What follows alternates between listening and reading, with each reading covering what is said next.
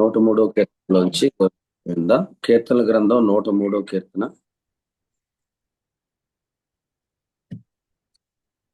మొదటి వచనం. నా ప్రాణమా యెహోవాను సన్నతించుము, నా అంతరంగమునున్న సమస్తము ఆయన పరిశుద్ధ నామమును సన్నతించుము. నా ప్రాణమా యెహోవాను సన్నతించుము, ఆయన చేసిన ఉపకారములలో దేనిని మరువకు.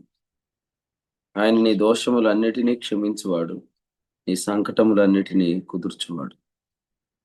సమాధిలో నుండి నీ ప్రాణమును విమోచించున్నాడు, కరుణా కటాక్షములను నీకు కిరీటముగా ఉంచుచున్నాడు.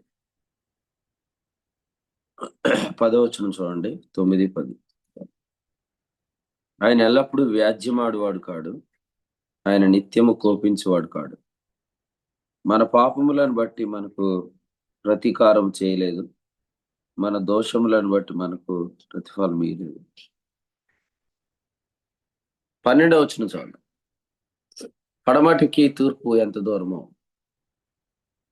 ఆయన మన అతిక్రమములను మనకు అంత దూరపరిచి ఉన్నాడు.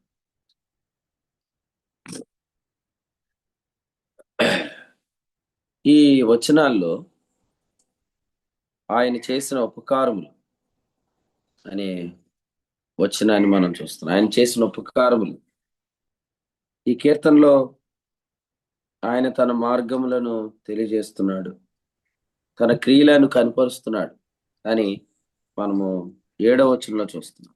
అలాగే ఈ కీర్తనలో 22లో ఆయన సర్వకార్యములు అనే మాటను కూడా మనం చూస్తున్నాం. కాబట్టి మొదటిగా మనం ఆయన ఉపకారాలు, ఆయన మార్గములు, ఆయన కార్యాలు, ఆయన సర్వకార్యాలు, వీటన్నిటికీ లేదా ఇవన్నీ బయలుపరచబడటానికి మూలమైందంటే మరొక మాట రాయబడింది, మన దోషములు అనే మాట రాయబడింది. మన దోషములన్నిటినీ ఆయన క్షమించువాడు అనే మాట రాయబడింది. మన దోషములన్నీ క్షమించువాడు, మన దోషముల విషయమే ప్రతీకారం చెయ్యని వాడు, మన దోషములను మనకు దూరంగా పడమటికి తూర్పు ఎంత దూరమో అంత దూరపరిచిన వాడు అనే మాట చూస్తున్నాం. కాబట్టి 2 విషయాలు మనం గమనించాలి. ఒకటి, పాపములు మేలులు. మనం హెబ్రీ పత్రికలో చదువుతున్నప్పుడు పాపములు మేలులు, పాపములు మేలులు అనే దగ్గర హెబ్రీ పత్రికలో ఒక మాట ఉంది చూడండి, 9, 11 చదువు. ఉపకారాలు, ఆయన మార్గములు, ఆయన కార్యములు గురించి మనం చూస్తున్నప్పుడు హెబ్రీ పత్రిక 9, 11 జ్ఞాపకం చేద్దాం. హెబ్రీ పత్రిక 9, 11. అయితే క్రీస్తు రాబోచున్న మేలుల విషయమై ప్రధాన యాజకుడిగా వచ్చి తానే నిత్యమైన విమోచన సంపాదించి హస్తకృతం కానిది అనగా ఈ సృష్టి సంబంధం కానిదియు మరి ఘనమైనదియు పరిపూర్ణమైనదినైన గుడారం ద్వారా మేకల యొక్కయు కోడల యొక్కయు రక్తంతో కాక తన స్వరక్తంతో ఒక్కసారి పరిశుద్ధ స్థలంలో ప్రవేశించను. ఈ వచనం చూడండి, 9, 11లో మేలుల విషయమై ఆయన ప్రధాన యాజకుడు అనే మాట మనం చూస్తున్నాం. యేసుక్రీస్తు ప్రభువు మేలుల విషయమై ప్రధాన యాజకుడు ఎలా అయ్యాడు, ఉపకారాల విషయంలో ఆయన ప్రధాన యాజకుడు ఎలా అయ్యాడు, కార్యాల విషయంలో ఆయన ప్రధాన యాజకుడు ఎలా అయ్యాడు. ఇక్కడ హెబ్రీ పత్రికలో ఇంకో మాట ఉంది చూడండి, 8వ అధ్యాయంలో 6వ వచనం చాలు. హెబ్రీ 8:6. ఈయన అయితే ఇప్పుడు మరి ఎక్కువైన వాగ్దానములను బట్టి నియమింపబడిన మరి ఎక్కువైన నిబంధనకు మధ్యవర్తి అయి ఉన్నాడు కనుక మరి శ్రేష్టమైన సేవకత్వం పొంది ఉన్నాడు.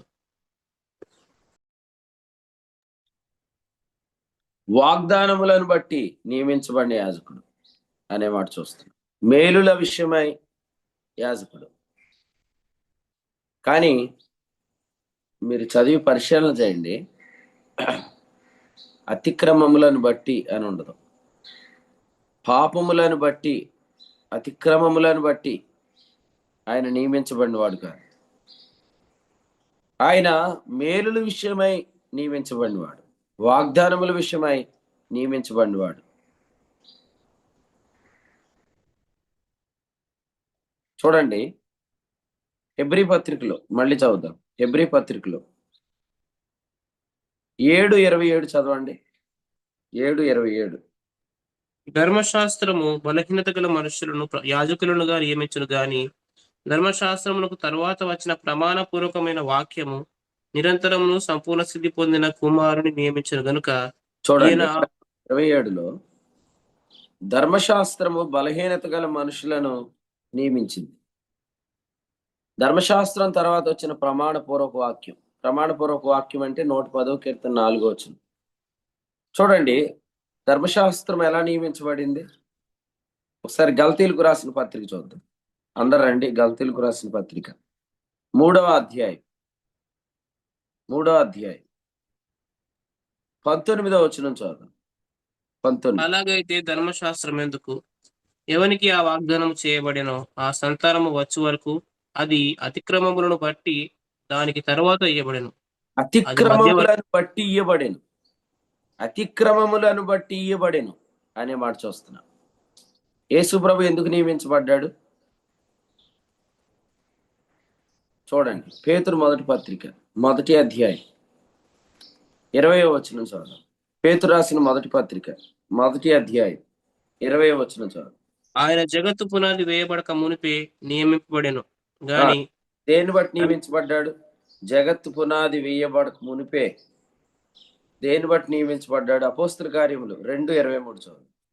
అపోస్తుల కార్యములు 2:23 చదువు.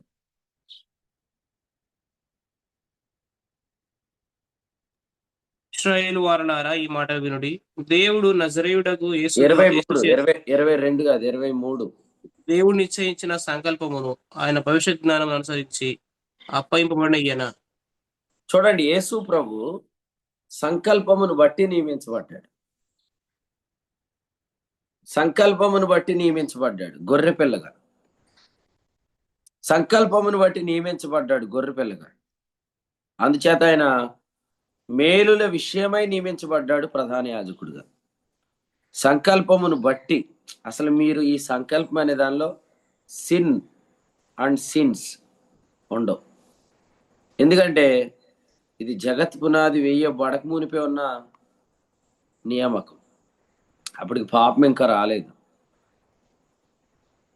ఇప్పుడు ఒక విషయం తెలుసుకోండి. గొర్రె పిల్లగా నియమించబడినప్పుడు పాపము గాని పాపములు గాని అనే అంశం లేదు.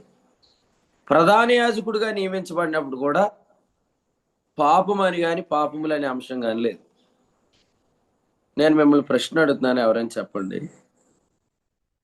జగత్ పునాది వేయబడక మునిపే పాపములు లేవు కాబట్టి గొర్రెపిల్లగా నియమించబడింది పాపములను బట్టి కాదు అని మనం చెప్పొచ్చు.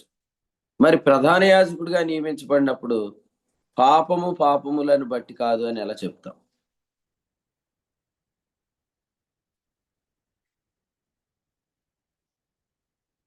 ఎవరైనా చెప్పొచ్చు. గొర్రెపిల్లగా నియమించబడినప్పుడు అంటే సాక్రిఫైస్, బలి వేరు, బలి అర్పణ చేసేవాడు వేరు. బలి అంటే యేసు ప్రభు, బలి అర్పణ చేసేవాడు అంటే యాజకుడు. ఇప్పుడు యేసుక్రీస్తు జగత్పునాది వేయబడక మునిపే నియమించబడ్డాడు. అప్పటికి ఇంకా పాపం లేదు, పాపాలు లేవు కాబట్టి ఆయన నియామకం పాపము మరియు పాపాల మీద ఆధారపడలేదు. దాన్ని బట్టి ఆయన నియమించబడలేదు. మరి ప్రధాన యాజకుడిగా నియమించబడినప్పుడు కూడా పాపములు అనేవి కాదు అని చెప్తున్నాం కదా. సో ఇది ఎలాగ సాధ్యం?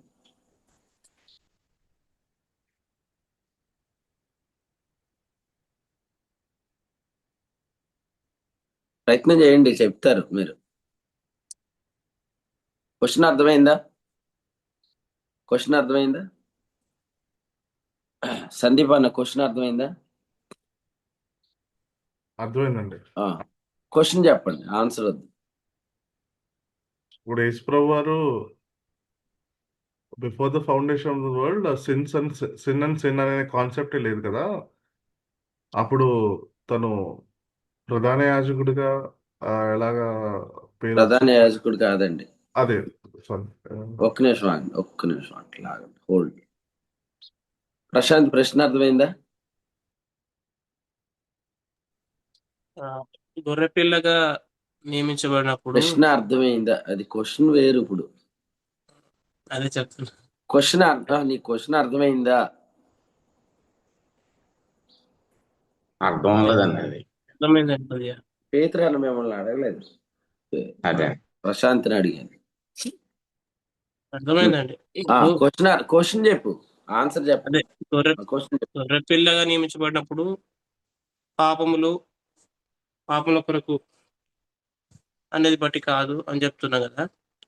ప్రధాన యాజకుడుగా నియమించబడినప్పుడు కూడా మరి పాపముల కొరకు కాదని ఎలాగ చెప్తామండి?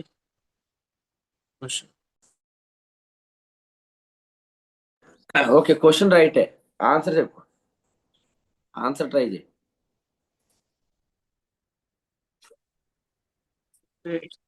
మేలుల కొరకే అని ప్రధానంగా అనుకుంటున్నాను ఆయన నియమించబడింది. అసలు పాపములు అనే కాన్సెప్ట్ యాజకత్వంలో ఎందుకు రావు? గొర్రెపిల్లగా ఉన్నప్పుడు రావు. ఎందుకంటే అప్పుడు జగత్ పునాది వేయబడక మునిపే కదా ఈ నియామకం. గొర్రెపిల్ల కదా, పేతురు మొదటి పత్రిక 1:20 చెప్పింది గొర్రెపిల్ల గురించి. అది జగత్ పునాది వేయబడక మునిపే కాబట్టి అప్పుడు పాపం లేదు, పాపాలు లేవు కదా. ఇప్పుడు యాజకుడు అనేటప్పుడు పాపాలు అనేవి ఎందుకు లేవు?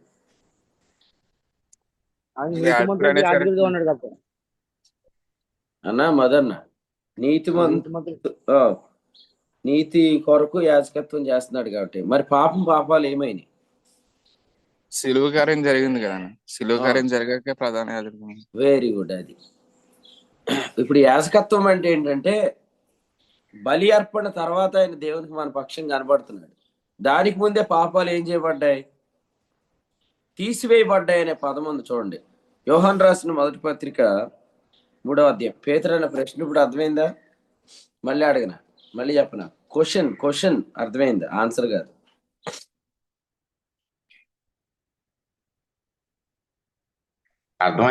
అర్థమైందా? గొర్రె పిల్ల వేరు, యాజకుడు వేరు. ఇప్పుడు గొర్రె పిల్ల ఎలా నియమించబడింది? జగత్ పునాది వేయబడక మునిపే కాబట్టి అప్పుడు పాపాలు లేవు. యేసుప్రభు పాపాలు కొరకు చనిపోయాడు అని చెప్పగలం, కానీ పాపాలను బట్టి నియమించబడ్డాడు అన్నమాట బైబిల్ ఒకసారి కూడా ఉండదు.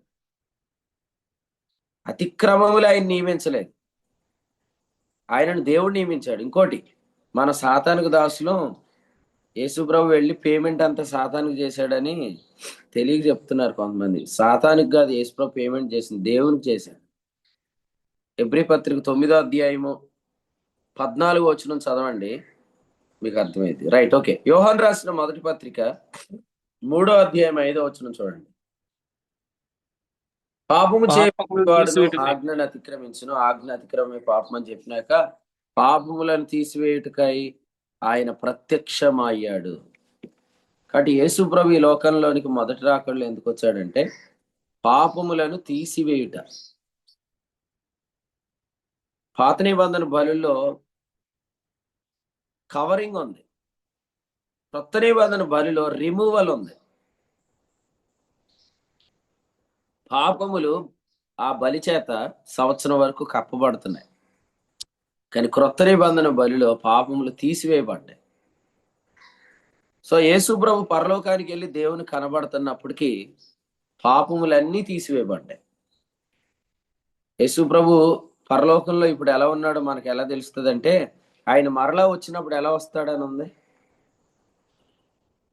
మహాదేవుడు. ఇంకా ఇప్పుడు పరలోకంలో యేసు ప్రభు ఎలా ఉన్నాడో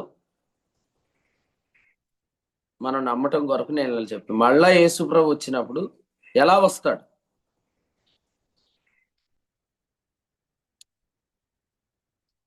not to deal with sin. English బైబిల్లో ఉంది not to deal with sin. పాపము లేకుండా రెండవసారి ప్రత్యక్షం కాబోతున్నాడు. చదువుదానండి, హెబ్రీ పత్రిక 9వ అధ్యాయం 28వ వచనం చదువుదాం. హెబ్రీ పత్రిక 9వ అధ్యాయం 28వ వచనం చదువు.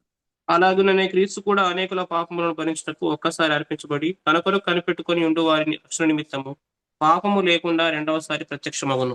సో ఇంగ్లీష్ బైబిల్ ఏముందో చదవండి మీరు. ఇంగ్లీష్ బైబిల్ ఏముందంటే రెండోసారి ఆయన వచ్చినప్పుడు not to deal with sin, పాపం కొరకు రావట్లేదు. ఎందుకు పాపాల కొరకు రావట్లేదు రెండోసారి? ప్రశాంతే చెప్తాడు ఆన్సర్. రెండవసారి యేసు ప్రభు పరికార్యం పాపాల నిమిత్తం ఎందుకు రావట్లేదు? పాపాల కొరకు అసలు ఆల్రెడీ జరిగిపోయింది ఆ పరికార్యం. ఎందుకంటే ఇప్పుడు ఆయన పరలోకం నుండి వస్తున్నాడు. ఆయన పరలోకానికి వెళ్ళక ముందే పాపాలను తీసివేయటం అనే మొదటి రాకడ జరిగింది. 28లో అందుకే రాస్తున్నాడు, పాపాలు భరించడానికి వచ్చాడు మొదటి రాకడ, పాపం లేకుండా వస్తున్నాడు రెండవ రాకడ. ఇప్పుడు రెండవ రాకడ కూడా పాపాల నిమిత్తం వస్తున్నాడు అంటే మొదటి రాకడ ఫెయిల్ అయిందని అర్థం. సో ఫస్ట్ కమింగ్ ఎందుకు? పాపములను తీసివేట కొరకు. సెకండ్ కమింగ్ ఎందుకు? Not to deal with sin. Sandeep అన్న అర్థమైందా? అర్థమైందండి. Okay, right. ఇప్పుడు చూడండి, అందుకని యేసుప్రభు ఇప్పుడు ప్రధాన యాజకుడుగా ఉన్నది పాపాలు అనే, అసలు పాపము పాపములు అనేది యాజకత్వంలో లేదు. అందుకనే మన నాలుగులో కూడా ఎక్కువ పాపము పాపములు అనే పదాన్ని ఎక్కువ మనం పలకూడదు. సాతానుగాడు లాంగ్వేజ్ని ఎట్లా మార్చాడంటే, ప్రతిదానికి మనం అయ్యో పాపం, పాపం వాడు శంకర్ వీడియో ఆఫ్ చేసుకున్నాడు పాపం ఇప్పుడే, అయ్యో పాపం ఈయన సరిగ్గా వాక్యం అంటలేదు, అయ్యో పాపం, ఎలాగా ప్రతిదానికి పాపం పాపం పాపం పాపములు అనేవి మన నాలుకలోకి వస్తాయి. అది రానియకూడదు. ఎందుకంటే అంటే ఎక్కడో అవి ఉన్నాయి, అవి ఇంకా తీసివేయబడలేదు అనే ఒక భ్రమలో మనల్ని నడిపించడానికి చూస్తాడు. రే తింటే చచ్చిపోతావురా, చచ్చిపోతున్నాను రా, తినాలిరా అని చచ్చిపోతాం. మరణం అనేది మనం కన్ఫెస్ చేస్తాం. సిన్ అనేది మనం కన్ఫెస్ చేస్తాం. ఇదంతా మనం అసలు కన్ఫెస్ చేయకూడదు. ఎందుకంటే జగత్ పునాది వేయబడక మునిపే అనే ఒక పదం చూడండి, పరలోకంలో అనే రెండో పదం చూడండి. జగత్ పునాది వేయబడక మునిపే గొర్రెపిల్ల, పరలోకంలో ప్రధాన యాజకుడు. ఈ రెండు కాలాలలో, లేదా చెప్పాలంటే ఈ రెండు స్థలాలలో there is no sin and there are no sins. పాపము లేదు, పాపములు లేవు. అది మనం గమనించాలి. చాలా ఇంపార్టెంట్ క్వశ్చన్. ముఖ్యంగా ఈ బోధకు సంబంధించి చాలా మంది ఈ క్వశ్చన్కి ఆన్సర్ కలిగి ఉండాలి. ఆ క్వశ్చన్ ఏంటంటే, ఆయన నీ దోషములన్నిటినీ క్షమించువాడు. ఇప్పుడు విశ్వాసి గురించి వాక్యం చెప్తూ ఏం చెప్తారంటే, past present and future sins are forgiven అని చెప్తారు. గత ప్రస్తుత భవిష్యత్ పాపాలు కూడా క్షమించబడ్డాయని చెప్తారు. ఇప్పుడు విశ్వాసి పాపాలు కూడా క్షమించబడ్డాయి, భవిష్యత్ పాపాలు కూడా క్షమించబడ్డాయి. విశ్వాసి గత పాపాలు క్షమించబడ్డాయి, విశ్వాసి ప్రస్తుత పాపాలు క్షమించబడ్డాయి. ఇది ఒకరి నమ్మకం. మరికొంతమంది నమ్మకం ఏంటంటే, గత పాపాలు క్షమించబడ్డాయి కానీ భవిష్యత్తులో చేసే పాపాలకు మనం లెక్క చెప్పాలి.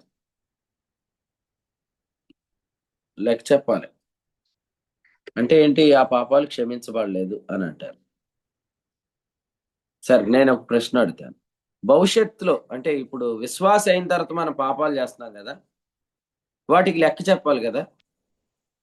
ఎక్కడ చెప్పాలి చెప్పండి లెక్క?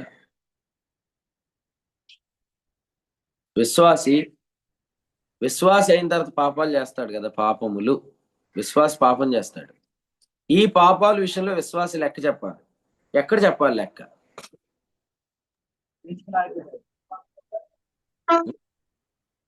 మర్జోల్ గారు క్రీస్తు న్యాయపీఠం దగ్గర అన్నారు. ఇంకా మరి మీరు అందరూ ఆ ప్రయాణంలో ఉన్నవాడన్నా మైక్ ఆన్ చేసుకొని చెప్తున్నాడు కానీ ఇంట్లో కూర్చొని చక్కగా మీరు మైక్ ఆన్ చేసుకొని చెప్పట్లా. కాలేబ్ గారు విశ్వాస చేసే పాపాలకు లెక్క ఉంటుందా? ఉంటదా? ఆ పాపాలు క్షమించబడలేదా? మరి క్షమించబడితే లెక్క ఏంటి ఇంక మళ్ళీ? మనకి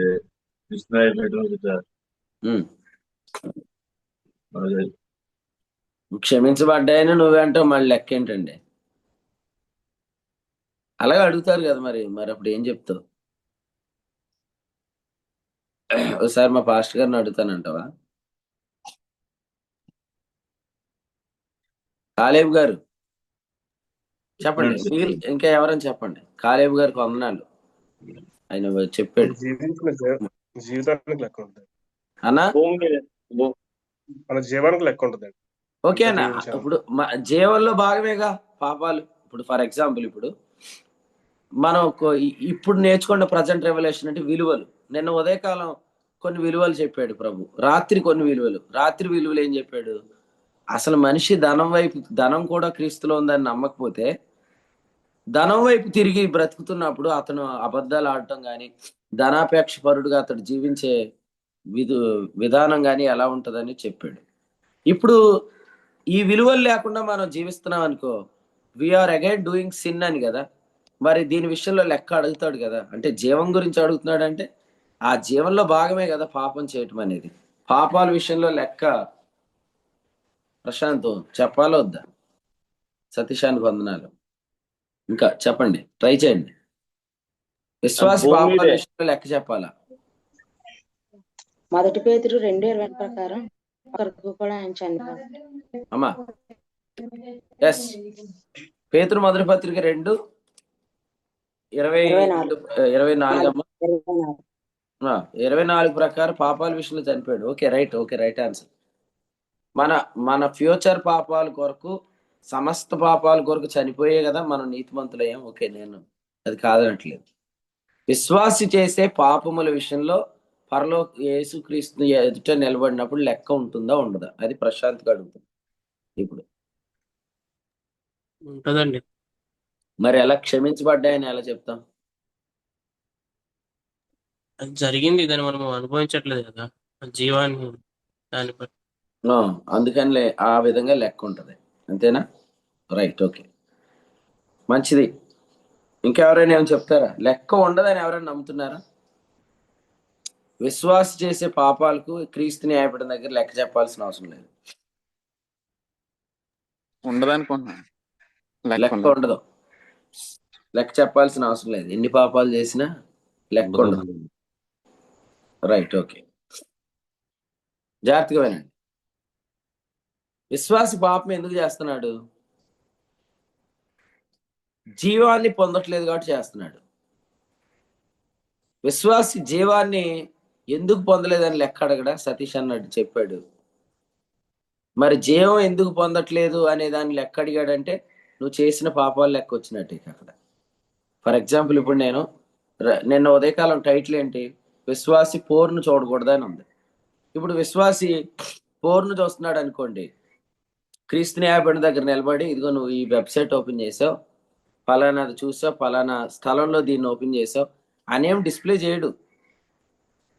కానీ నువ్వు ఆ పాపం చేసావు అనే దాని విషయంలో లెక్క వచ్చింది. ఎలా వస్తుంది అంటే, నువ్వు ఆ పాపం చేయడానికి మూలం ఏంటి? నువ్వు ఆయన మూలంగా జీవించలేదు. ఇప్పుడు క్రీస్తుని యందు జీవించడం అనేది యాక్టివేట్ అయింది అనుకో, క్రీస్తు పోరును చూడగా, కాబట్టి నువ్వు చూడలేదు. కాబట్టి నువ్వు కృపను వ్యర్థం చేసావు, కాబట్టి పాపం చేసావు. కాబట్టి దీని విషయంలో అంటే విశ్వాసి చేసే ప్రతి చిన్న పాపానికి లెక్క చెప్తాడు విశ్వాసి. అది చిన్నదా పెద్దదా, as a believer whatever we are doing, అసలు మనం చేసిన పాపాలన్నిటి లెక్క వచ్చేసింది. ఇప్పుడు పాపాలు చేసామంటే అప్పుడు ఏం అనుభవించలేదు? జీవం అనుభవించలేదు కదా. కాబట్టి మనం ఎంత జీవం అనుభవించలేదో ఆ లెక్క వచ్చేసినట్టే. అందుకనే విశ్వాసి చేసే పాపాలకు లెక్క చెప్తున్నాడు. మరి క్షమించబడ్డాయంటే అర్థం ఏంటి? సరే, లెక్క ఎక్కడ చెప్తున్నాడు చెప్పండి? విశ్వాసి పాపాల విషయంలో, లేదా పాపం చేయడానికి మూలం అతడు జీవాన్ని అనుభవించలేదని మనం అంటున్నాం కదా. ఆ జీవం అనుభవించలేని విషయంలో, లేదా కొరింథీ 2వ పత్రిక 6:1 ప్రకారం కృపను వ్యర్థం చేసిన విషయంలో అతడు లెక్క ఎక్కడ చెప్తున్నాడు? క్రీస్తు న్యాయపీఠం ఎదుట. అసలు క్రీస్తు న్యాయపీఠం దగ్గరికి అతడు రావటానికి మూలమే అతడు క్షమించబడ్డాడు కాబట్టి. ఎందుకంటే క్రీస్తు న్యాయపీఠం దగ్గర ఎవరు నిలబడతారు? అదే 5:10 కొరింథీ 2వ పత్రిక తర్వాత 21లో చెప్పాడు, మనం క్రీస్తునందు దేవుని నీతి. మన పాపాలు క్షమించబడకపోతే నీతిమంతులు అనే తీర్పే లేదు.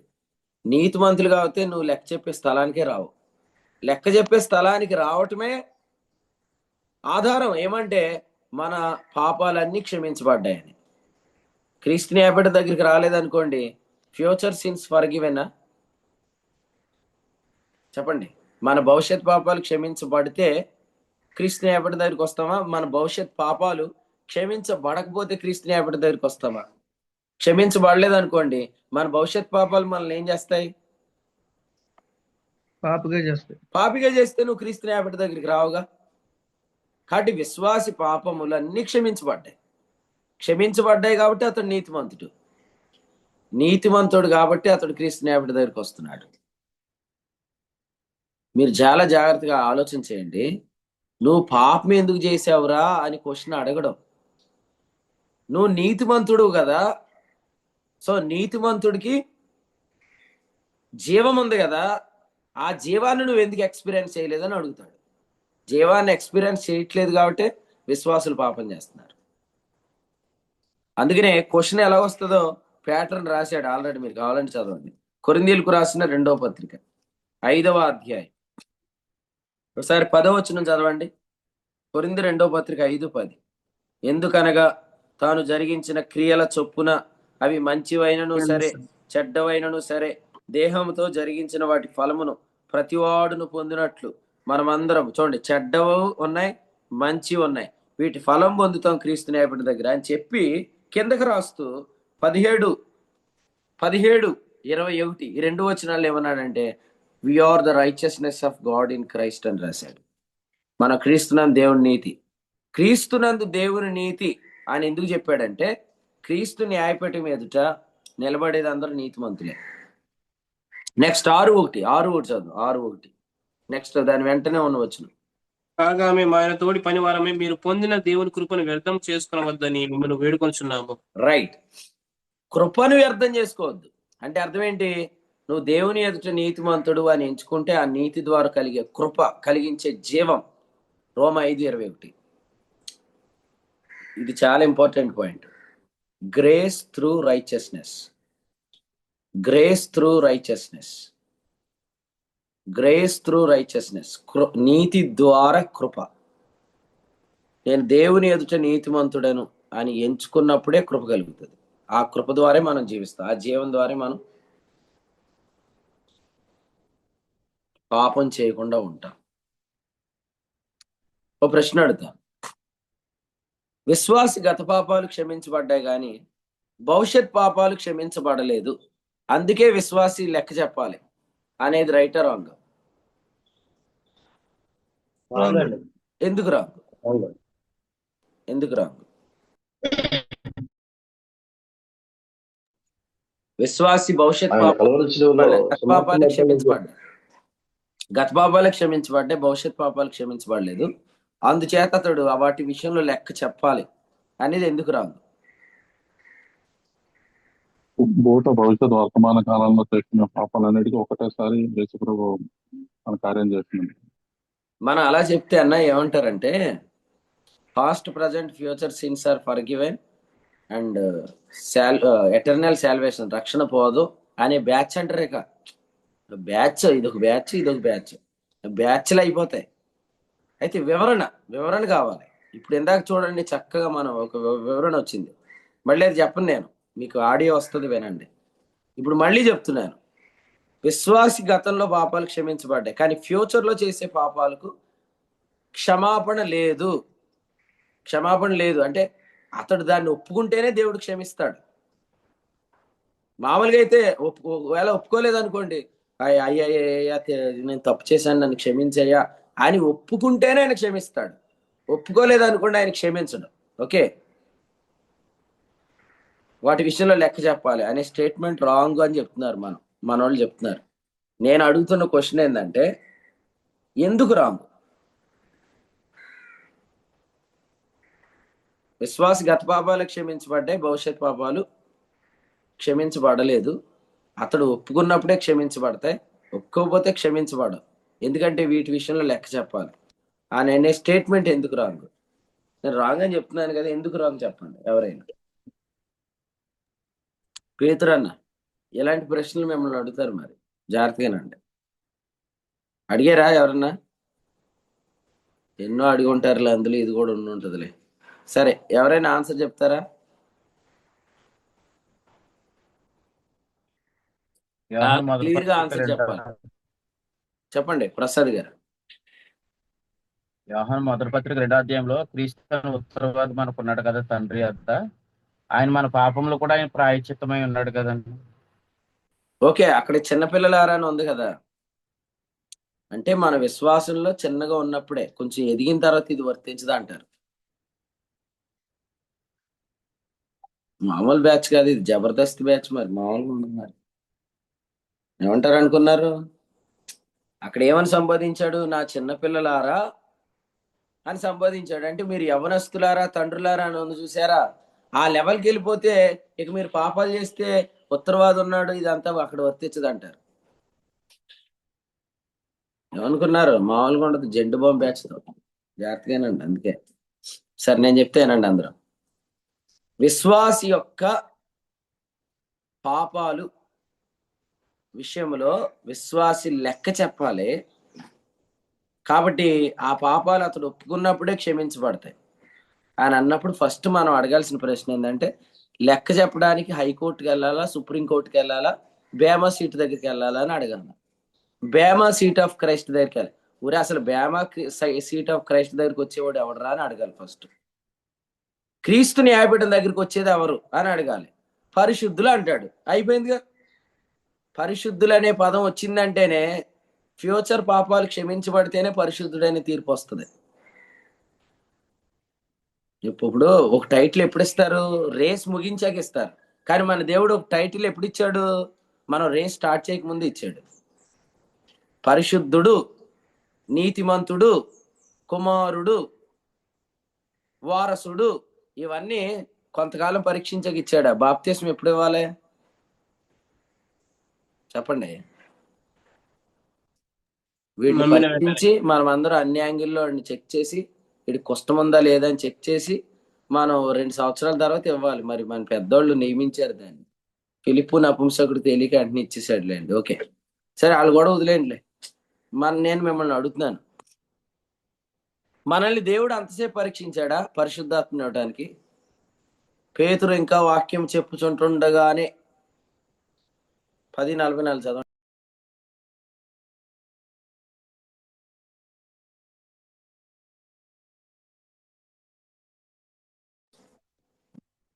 స్పీడ్ గా డిస్ప్లే చేయాలా, స్పీడ్ గా చదవాలి. 10:44. పేతురు ఈ మాటలు ఇంకా చెప్పుచుండగా అతని బోధ విన్న వారందరి మీదకి పరిశుద్ధాత్మ దిగాను. చెప్పుచుండగా దిగాడంటే అర్థం ఏంటి? ఏ మాటలు చెప్పాడు? 43 చదువమ్మా. 43. ఆయన ఎందు విశ్వాసం ఉంచి వాడేవాడో వాడు ఆయన నామం మూలంగా పాప క్షమాపణ పొందునని ప్రవక్తలందరూ ఆయన గురించి సాక్ష్యం ఇస్తున్నారు. ఆయన అసలు పాప క్షమాపణ అని చెప్తుంటుండగానే ఆల్టర్ కాల్ ఇవ్వక ముందే చేశారు. వెంటనే వాళ్ళ హృదయాల్లోని పరిశుద్ధాత్మ కూడా పంపించాడు. పేతురు ప్రసంగం అవ్వక ముందే దేవుడు అన్యజనులందరినీ, అక్కడున్న అన్యజనులు, కొర్నేలు ఇంటి వారు అందరినీ పవిత్రపరిచాడు. అపోస్తుల కార్యాలు 15:9 చదవండి. అపోస్తుల కార్యాలు 15:9. ఆల్టర్ కాల్ ఎవడు? ఈ అయ్యగారు కాల్ ఎవడు? ఎందుకంటే ఆల్టర్ కాల్ ఇచ్చాడంటే యెరూషలేముకి వెళ్ళాక ఏకేస్తారు పెద్దోళ్ళు, అందుకని ఎవడో. చదవండి. వారి హృదయములను విశ్వాసము వలన పవిత్రపరిచి మనకును వారికి ఏ భేదమును కనపరచలేదు. ఎవరి హృదయాలు? కొర్నేలు ఇంట్లో ఉన్నవారి గురించి చెప్తున్నాడు. అన్యజనుల హృదయాలు. 8 చదువు తమ్ముడు. హృదయములను ఎరిగిన దేవుడు మనకు అనుగ్రహించినట్టుగా దేవుని స్తోత్రం. హృదయాన్ని ఏమని ఎరిగిచ్చాడు? పవిత్రమైంది విశ్వాసం ఎరిగిచ్చాడు. అప్పుడు ఇంకా పేతురు గారికి వాళ్ళు ఇంకా అపవిత్రులనే కాన్షియస్నెస్ తోటి వాక్యం చెప్తున్నాడు వాళ్ళకి. నేను ఒక ప్రశ్న అడుగుతాను, వారిలోని పరిశుద్ధాత్మ వచ్చాడు అన్న సంగతి పేతురుకి ఎలా తెలిసింది? పరిశుద్ధాత్మ మనలోకి వచ్చినప్పుడు ఎదుటి వ్యక్తికి తెలుస్తుందా?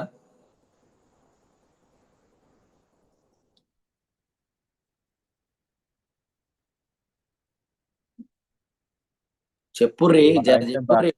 లేదండి. మరి ఎలా తెలిసింది? భాషలతో మాట్లాడారు. వారు భాషలతో మాట్లాడిచ్చాడు దేవుడు, మాట్లాడించాడు. ఎందుకంటే ఇప్పుడు పరిశుద్ధాత్మ ఒక వ్యక్తిలోనికి రావటం అందరికీ తెలిసిపోతే బాప్తిస్మం, నీటి బాప్తిస్మం అవసరం లేదు. ఎందుకంటే అతను రక్షించబడ్డాడని అందరికీ తెలిసిపోద్ది. మీకు ఇంకోటి చెప్తాను. నపుంసకుడు బాప్తిసం పొందాక పరిశుద్ధాత్మను పొందాడా, పరిశుద్ధాత్మను పొందాక నా బాప్తిసం పొందాడా? పరిశుద్ధాత్మను పొందాకే పరిశుద్ధాత్మను పొందాకే బాప్తిస్మం. బాప్తిస్మం ఇచ్చేది పాపికి కాదు, నీతిమంతుడికి. నీతిమంతుడు అని ఎరిగేది ఎవరు? దేవుడు. దేవుడు ఎరిగిన వెంటనే ఇచ్చేస్తాడు పరిశుద్ధాత్మని లోపలికి. కానీ పరిశుద్ధాత్మలో బాప్తిస్మం అనే అనుభవానికి కొంచెం టైం పడుతుంది. కానీ ఇక్కడ మాత్రం ఏం జరిగిందంటే వాళ్ళు పరిశుద్ధాత్మను పొందినట్టు పేతురు తెలిసింది. వినండి, పరిశుద్ధాత్మ లోపలికి వెళ్ళాడంటే హృదయం ఏమైంది? పవిత్రమైంది. అప్పుడు తెలుసుకున్నాడు వీరు పవిత్రులయ్యారు. వెంటనే బాప్తిస్మం ఇచ్చాడు, నీటి బాప్తిస్మం. నేను ప్రశ్న అడిగిన, అందరు జాగ్రత్తగానండి. రక్షించబడిన వ్యక్తికి నీటి బాప్తిస్మానికి ఎంత దూరం ఉండాలి? రక్షించబడిన వ్యక్తికి నీటి బాప్తిస్మానికి ఎంత దూరం ఉండాలి? దూరమే ఉండకూడదండి. ఒకవేళ దూరం పెట్టామనికి ఎందుకు పెట్టుంటాం? పరీక్షించడానికి. ఏం పరీక్షిస్తాం? అదే ఇందాక చెప్పారు కదా, ఇంకా అంటే ప్రవర్తన ఎలా ఉంది, మారిందా లేదా? Very good. క్రియలు పరీక్షిస్తాం కదా. ఇప్పుడు క్రియలను బట్టి పొందేదా బాప్తిస్మం? ఇతడు దేవుని దృష్టికి అంగీకరించబడ్డాడని ఇచ్చేదా బాప్తిస్మం? ఇప్పుడు బాప్తిస్మం అంటే పరలోకంలో చేరిక జరిగింది అనేది బాప్తిస్మం ద్వారా చెప్పి సంఘంలో చేరుస్తున్నాం.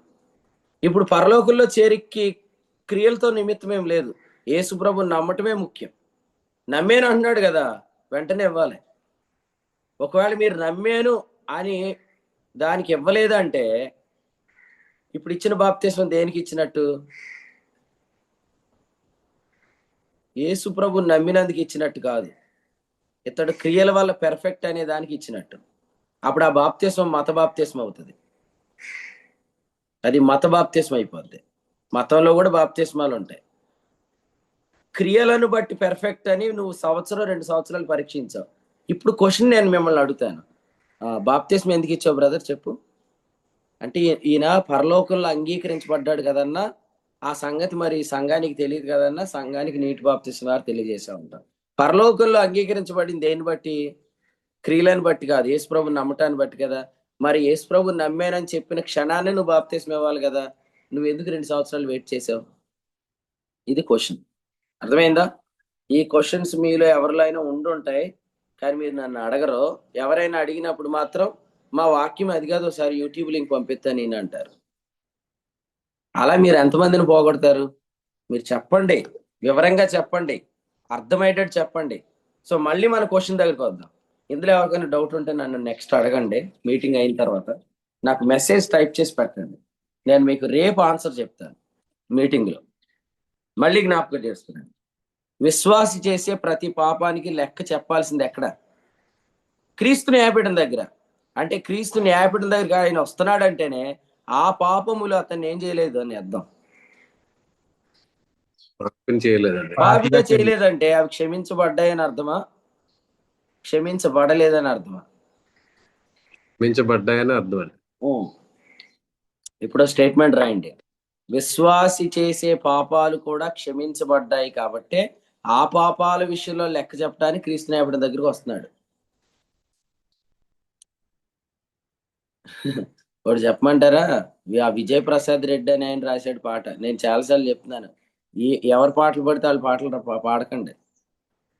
అందరూ ప్రత్యక్షం కావాలి క్రీస్తు న్యాయపీఠం దగ్గర అన్నాడు. అంటే ఆయనకి ఎంత బైబిల్ నాలెడ్జ్ ఉందంటే క్రీస్తు న్యాయపీఠాన్ని ఆయన ధవళమైన సింహాసనం తీర్పు అనుకున్నాడు. ఇప్పుడు ఇలా అనుకున్నాడంటే దానికి కారణం ఏమై ఉంటది అంటే, అట్లీస్ట్ న్యూ టెస్టిమెంట్ లో ఉన్న న్యూ కవెనెంట్ టీచింగ్ తెలియదు. ఇప్పుడు వాళ్ళని ఎవరు పిలిపించుకుంటున్నారు?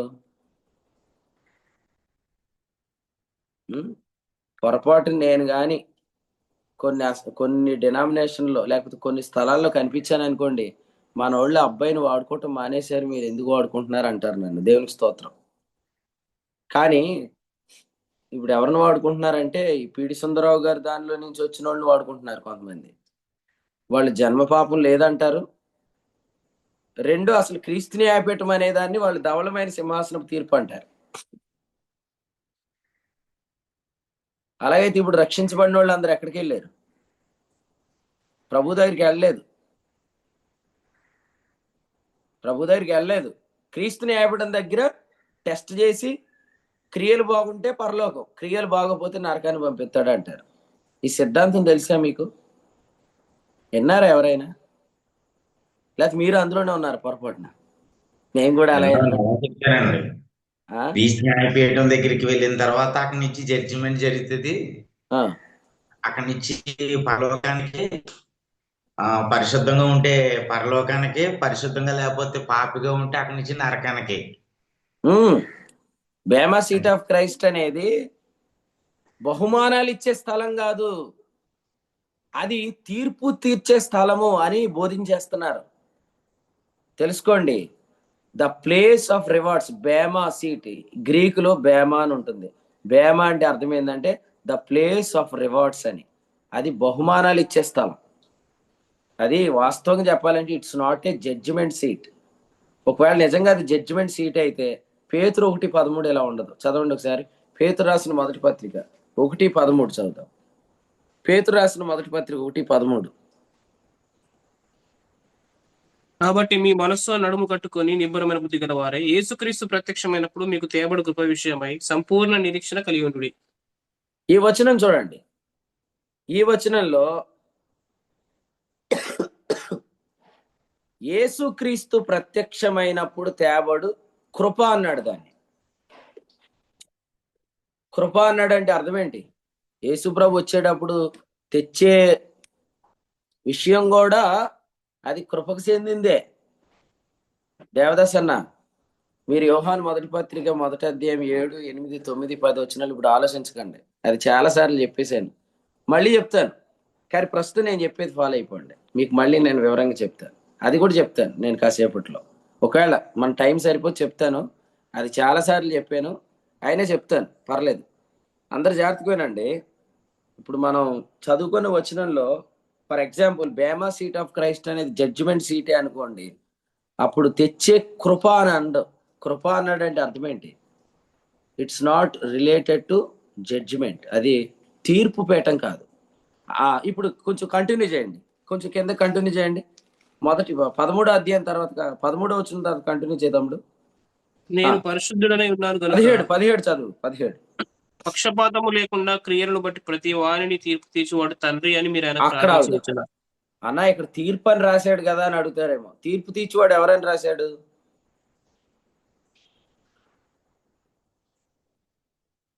తండ్రి. తండ్రి అంటే ఏ తీర్పు లేదు. కుమారుడా కాదని తీర్పు లేదు. కుమారుడా కాదని తీర్పు లేదు. ఇక్కడ నీకు తీర్పు తీర్చే తండ్రి, తీర్పు తీర్చే దేవుడు కాదు. ధవళమైన సింహాసనం దగ్గర తీర్పు తీర్చేది ఎవరు? దేవుడు, తండ్రి కాదు. కాబట్టి విశ్వాసికి ప్రతి పాపం క్షమించబడింది. విశ్వాసి చేసే ప్రతి పాపం కూడా క్షమించబడింది కాబట్టి పరిశుద్ధుడైన తీర్పు పొందాడు, పరిశుద్ధాత్మను పొందాడు. నేనేం చెప్తున్నానంటే మీరు ఇష్టం వచ్చిన పాపాలు చేసేసేయండి, అయినా మీరు క్రీస్తు న్యాయపీఠం దగ్గర ఉంటారు అని నేను చెప్పాను కదా మీకు. ఇప్పుడు దాకా చెప్పిన దానిలో నేనేం చెప్పానంటే మీ ఇష్టం వచ్చిన పాపాలు చేసేయండి. ఇంట్లో పడుకున్నప్పుడు చేసేయండి, బయటకు వచ్చినప్పుడు చేసేయండి, అసలు పాపాలే చేసేస్తా బతికేయండి. ఎందుకంటే క్రీస్తు న్యాయపీఠం దగ్గర మీరు ప్రత్యక్షం అవుతారుగా, పరలోకానికి వస్తారుగా, నరకానికి పోరుగా అని నేను చెప్తున్నట్టు. అంతే కదా? కన్క్లూజన్ అదేగా. ఒరే పిచ్చమొహమాట సరిగ్గా రా బాబు, నీకే ఒరే సాతానా, నీకే చెప్పేది నేను జాగ్రత్తగా. మీరు కాదు, నేను సాతాను గడిని అన్నాను. జాగ్రత్తగానండి. విశ్వాసి పాపం ఎందుకు చేస్తున్నాడు అనే దగ్గర నుంచి రావాలి ఇది. మనం ఏమనుకుంటున్నాం అంటే, ఇప్పుడు చాలా మంది ఇలా చెప్పేవాళ్ళు ఏమనుకుంటున్నారంటే మేము చాలా నిష్ఠగా ఉన్నాం, అయ్యి బాబాయ్ అయ్యి బాబాయ్ బాబాయ్ అయ్యి బాబాయ్ అయ్యి బాబాయ్ అయ్యి బాబాయ్ మేము చాలా నిష్ఠగా ఉన్నాం. ఒకడు అన్నాడు 2022లో ఈ డిస్కషన్ జరిగితే, అలాగైతే నేను వెళ్ళి ఇప్పుడు మందు తాగేస్తాను, అలాగైతే ఇప్పుడు నేను వెళ్ళి ఆడవాళ్ళతో తిరిగేస్తాను, నేను అసలు ఇలాంటిది ఉందని తెలియక చాలా నిష్ఠగా ఉన్నాను అన్నాడు. ఆడు ఎంత నిష్ఠగా ఉన్నాడో తెలిసిపోద్ది రేపు పొద్దుట. మనంతటా మనం నిష్ఠగా ఉండగలిగి కొనసాగింపులో ఉండగలిగితే అప్పుడు నీతి ఎలా కలిగిద్ది అన్నాడు. గలతీ 3:21. నువ్వు కొనసాగింపు నీ నిష్ఠ వల్ల జరిగితే నీతి కూడా నీ నిష్ఠ వల్లే రావాలి అన్నాడు. చెప్పండి, నిష్ఠగా ఉన్నవాళ్ళు లేరా? చెప్పండి. పౌలు నిష్ఠగా ఉన్నవాడు కాదా? ఏమని చెప్పాడు? నా సమాన వయస్కులైన వారు అందరికంటే యూదుల మతములో నేను ఆధిక్యత గలవాడును అన్నాడు. మరి అంత నిష్ఠ గలవాళ్ళు కూడా ఎవరు నీతిమంతులు అవ్వలేదు. అయ్యుంటే యేసుప్రభు వారి కొరకు రావాల్సిన అవసరం లేదు. చనిపోయేవాడు కాదు. యేసుప్రభు అందరి కొరకు చనిపోయాడు కాబట్టి ఎవ్వడు నిష్ఠ వల్ల నీతిమంతుడు కాలేదని చెప్పాడు. ఎవ్వడు నిష్ఠ వల్ల నీతిమంతుడు కాకపోతే మన నిష్ఠ మీద కొనసాగింపు ఆధారపడి లేదు. ఉంటే విశ్వాసానికి కర్త ఎవరు? యేసుప్రభు. కొనసాగించేది ఎవరు? ఓ రాజా చెప్పు రాజా. నేనే అవుతాను. నువ్వేరా బాబు. కర్త అయినా కొనసాగింపు మాత్రం నువ్వే. కానీ వాక్యం మాత్రం బలి చెప్తారండి, కర్త ఆయనే, కొనసాగింపు ఆయనే. కానీ ఎదుటి వ్యక్తితో మాట్లాడినప్పుడు ఏమంటారంటే, మేము చాలా నిష్ఠగా ఉన్నాం, మేమేం తప్పు చేయట్లేదు, మాకు క్రీస్తు దగ్గర ఒకటేనా, వాడికి ఒకటేనా అని ఏడ్చేస్తారు. అయ్యి బాబోయ్, నీ నిష్ఠ గురించి యేసుప్రభు చెప్తాడు, ఆగు, తొందరలో ఉంది నీ లెక్క. మనం ఎంత నిష్ఠగల వాళ్ళం అంటే పౌలు గారి గురించి చెప్పాడు. ఏమనంటే, పౌలు అంట చూసేవాళ్ళు అందరికి ఎలా కనిపించాడంట. 3వ అధ్యాయం ఫిలిప్పీ పత్రికలో చెప్తున్నాడు, ధర్మశాస్త్రం వాళ్ళ నీతి విషయంలో అనింద్యుడు. 6వ వచనం. రే, ఆ పిల్లోడిని ఏమనకంటారా, ఆ పిల్లోడు మన కుర్రోళ్ళు అంటోడు కాదన్నారంట. కానీ ఆ పిల్లోడు ఏం రాశాడు తెలిసి 7వ అధ్యాయంలో, అంత నిష్ఠగా బయటికి కనపడుతున్నాను కానీ నేను పాపేచ్ఛల్లో దురాశల్లో ఉన్నానని రాశాడు. కాబట్టి ఇప్పుడు కొనసాగింపులో కూడా మేము నిష్ఠగా ఉంటున్నాము అని చెప్పిన వాళ్ళందరూ ఈ బ్యాచే. నేను చెప్పే కదా, డైరెక్ట్ గా సంఘాలలో విశ్వాసులు పోరును చూడకూడదు. చూస్తున్నారంటే మీరు ఖచ్చితంగా జీవించట్లేదు అనే వర్తమానం రావాలి. అర్థమైందా? రేపొద్దు క్రీస్తునాయపడిన దగ్గర నిలబడి నువ్వు ఏ అమ్మాయి వైపు చూడలేదు, ఏ ఆడపిల్ల వెనకాల ఏం లేదు అనేదే తీర్పులోకి వస్తుందా? పోరును చూసినందుకు రాదా? అది వచ్చిందిగా.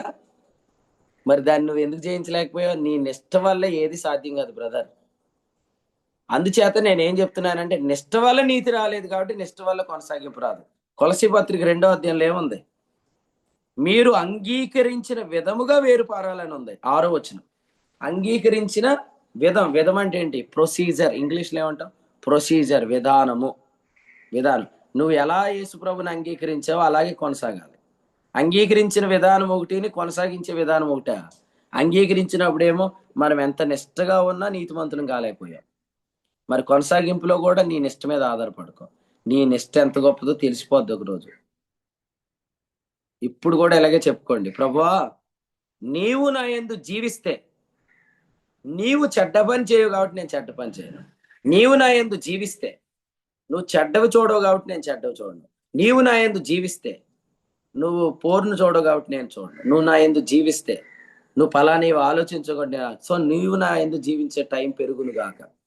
సోమవారం మధ్యాహ్నం 12 గంటల నుంచి అర్ధరాత్రి 2 వరకు ఈ వ్యక్తిలో క్రీస్తు జీవించాడు, మిగిలిన దానిలో జీవించలేదు అనే లెక్క రాబోతుంది. మంగళవారం ఉదయకాలం 11 నుండి మధ్యాహ్నం 2 వరకు క్రీస్తు ఈ వ్యక్తి ఎంత జీవించాడు అంటే, ఒక డేలో క్రీస్తు మనలో ఎంత వరకు లేదా ఎంతసేపు జీవించాడు అనేది లెక్క రాబోతుంది. ఆయన మనలో ఎంత వరకు జీవించాడో ఆ జీవం అంతా కూడా పాపం లేకుండా జీవించే జీవితమే. కాబట్టి మనం కోరుకుందాం, క్రీస్తు మన యందు జీవించాలి. క్రీస్తు మన యందు జీవించడం అనేది ఎప్పుడు యాక్టివేట్ అయింది? సింపుల్ ట్రిక్ అండి. నేను క్రీస్తుతో కూడా చనిపోయానని ఎంచుకుంటే చాలు, అది యాక్టివేట్ అయింది. నేను పాపం విషయంలో చచ్చిపోయాను, I'm not a sinner, now I am new creation in Christ అని నువ్వు ఆ కాన్షియస్నెస్ ఉంటే క్రీస్తుని యందు జీవిస్తాడు. క్రీస్తుని యందు జీవిస్తున్నప్పుడు నువ్వు చేసే వాటిలో తప్పులు ఉండవు. కాబట్టి రేపు పొద్దుట హవర్స్ క్యాలిక్యులేట్ చేస్తాడు. ప్రదీప్ గారిలో క్రీస్తు ఎన్ని సంవత్సరాలు జీవించాడు, బర్నబాస్లో క్రీస్తు ఎంత జీవించాడు, అదే లెక్క. ఒక్క లెక్క తేలిపోద్ది అంతే. ఇప్పుడు పాలు ఎందులో కొలుస్తాం? లీటర్స్ కదండి, చెప్పండి. పాలు లీటర్స్ లో కొలుస్తాం కదా. ఘన పదార్థం ఎందులో కొలుస్తాం? కేజీలో కొలుస్తాం, అంతేనా? క్రీస్తు నాయకుడి దగ్గర కొలత ఏంటి? జీవం. యోహాను 10:10 ప్రకారం నువ్వు ఎంత జీవించావు? జీవం, సమృద్ధి జీవం. జీవంలో కొలతలు ఉన్నాయి. నీతి, ఎక్కువ నీతి, తక్కువ నీతి ఉండదు. నీతి విషయంలో తీర్పు అయిపోయింది, ఇప్పుడు జీవం విషయంలో తీర్పు రాబోతుంది. జీవం విషయంలో లెక్క చెప్పేది ఎక్కడ? క్రీస్తుని ఏపడం దగ్గర. క్రీస్తుని ఏపడం దగ్గరికి వచ్చావంటేనే నీ పాపాలు క్షమించబడ్డాయి కాబట్టి అక్కడ నిలబడుతున్నావు. కాబట్టి ఇప్పుడు క్వశ్చన్, నెక్స్ట్ క్వశ్చన్, ఇది థర్డ్ క్వశ్చన్. ఇప్పుడు 2 క్వశ్చన్లు అయిపోయినాయి. థర్డ్ క్వశ్చన్, మనం పాపం చేసినప్పుడు ఆ పాపాన్ని ఒప్పుకోవాలా లేదా? ఇది క్వశ్చన్ అన్నమాట. నేను ఇటీవల ఒక స్టేట్మెంట్ చెప్పాను, విశ్వాసి చేసే పాపములన్నీ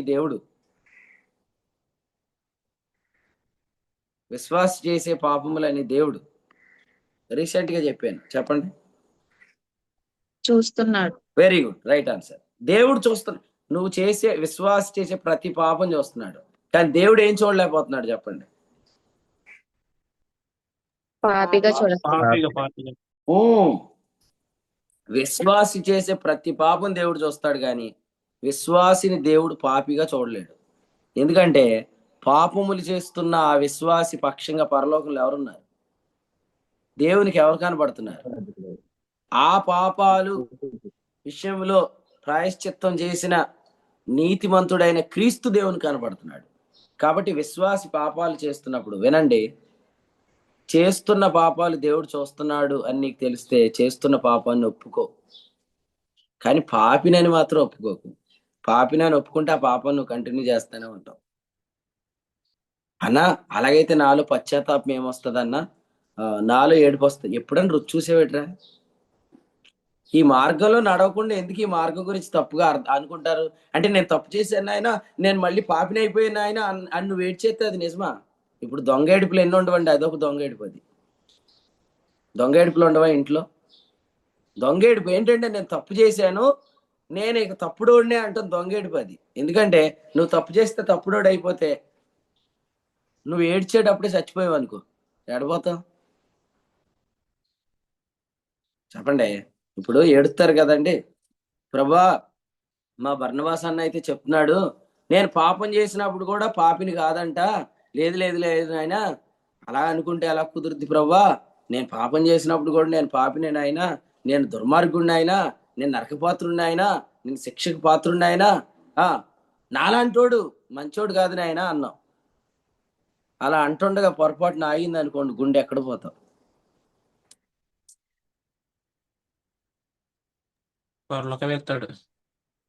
అదేంటి మరి, నరకాన్ని పోవాలిగా. కాబట్టి ఇవన్నీ దొంగ ఏడుపులు. అది పశ్చాత్తాపం అనే భ్రమలో ఉన్నారు కాబట్టి అసలు ఈ రోజు ఎవడు ఏడ్చినా నమ్మలేకపోతున్నాం. ఎందుకు? ఆడు ఏడుతాడు, మళ్ళీ అదే పని చేస్తాడు. కాబట్టి ఈ దొంగ ఏడుపులు ఆపేసి సత్యంలో నడవండి. సత్యంలో పశ్చాత్తాపం ఉండదా? నేను అడుగుతాను, తప్పు చేయకూడదు అనే భారం ఎవరికి ఉందో ఆ వ్యక్తి రిపీటెడ్గా తప్పు చేస్తున్నాడు, ఉందని చెప్పుకునేవాడు. కానీ నిజంగా తప్పు చేయకూడదు అనే భారం నీకు నిజంగా ఉంటే ఆ తప్పు కంటిన్యూ చేయకుండా ఉండటమే అసలైన పశ్చాత్తాపం.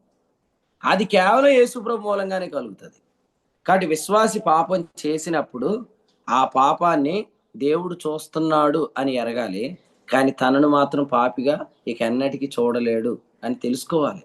అని తెలుసుకున్నప్పుడే విశ్వాసికి నేను పాపిని అయిపోయాననే మనస్సాక్షి రాదు. తద్వారా విశ్వాసి గాడ్స్ ఫేవర్ని పొందుతాడు. ఎందుకు పొందుతాడంటే పాపం చేయకుండా ఉండటానికి. ఇప్పుడు పాపం చేసామనుకోండి, నష్టం లేదా?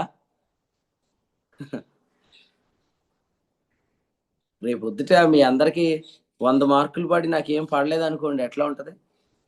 కాబట్టి విశ్వాస చేసే ప్రతి పాపాన్ని దేవుడు చూస్తున్నాడు, కానీ విశ్వాసిని దేవుడు ఎప్పుడు పాపిగా చూడలేడు. అసలు ఈ మ్యాటర్ కంప్లీట్ అవ్వకుండా మేలులు అనేది మీ జీవితంలోనికి రావు. ఉపకారములు, కార్యాలు, ఆయన బయలుపాటు, ఆయన రెవల్యూషన్. ఎందుకంటే పాపాలు అనే కాన్సెప్ట్ తీయలేదనుకోండి, ఇంకా మనకేం ముసుకుంటది?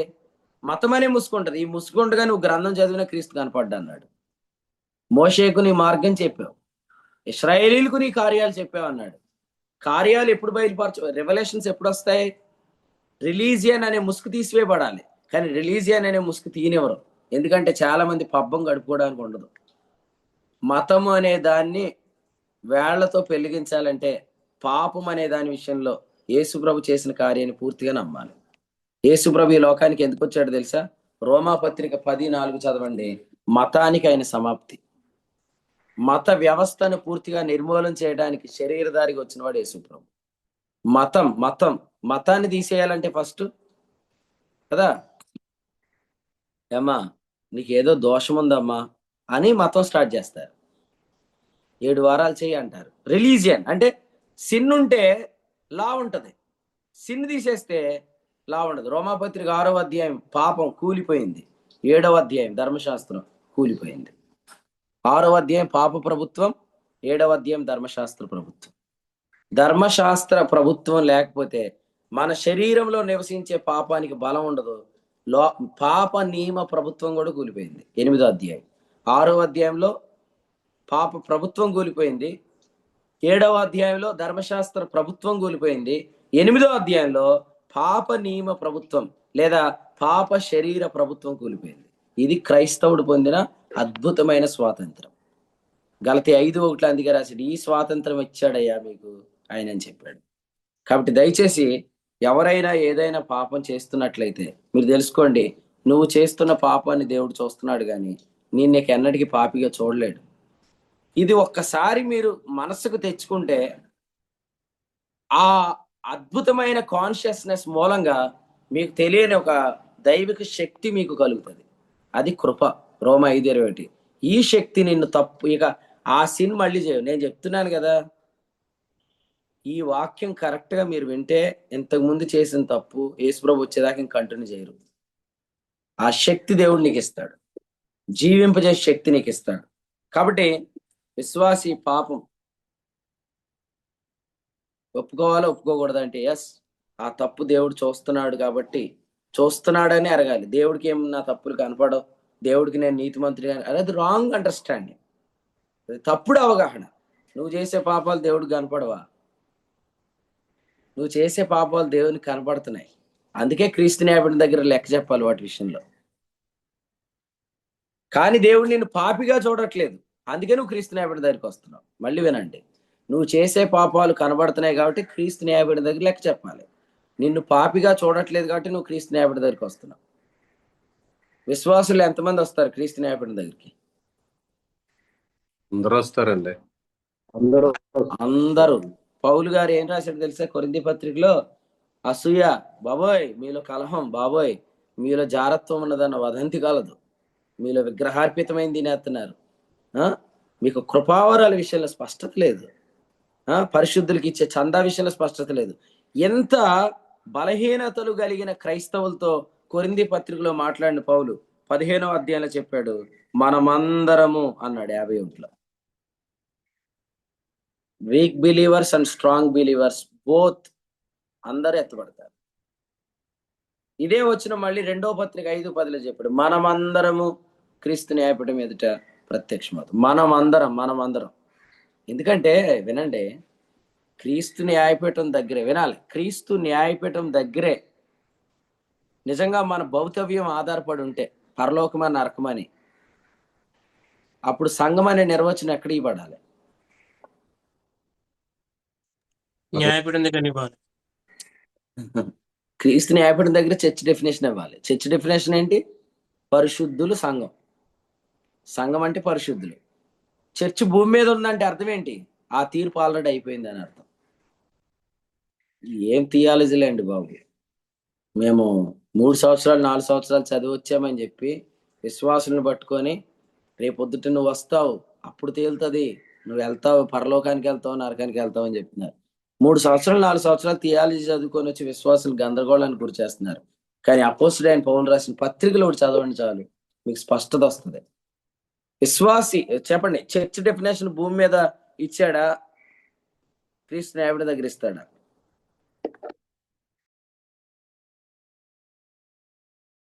చెక్కాల ఆనందన్న సంఘం యొక్క నిర్వచనం భూమి మీద ఉండగా ఇచ్చాడా?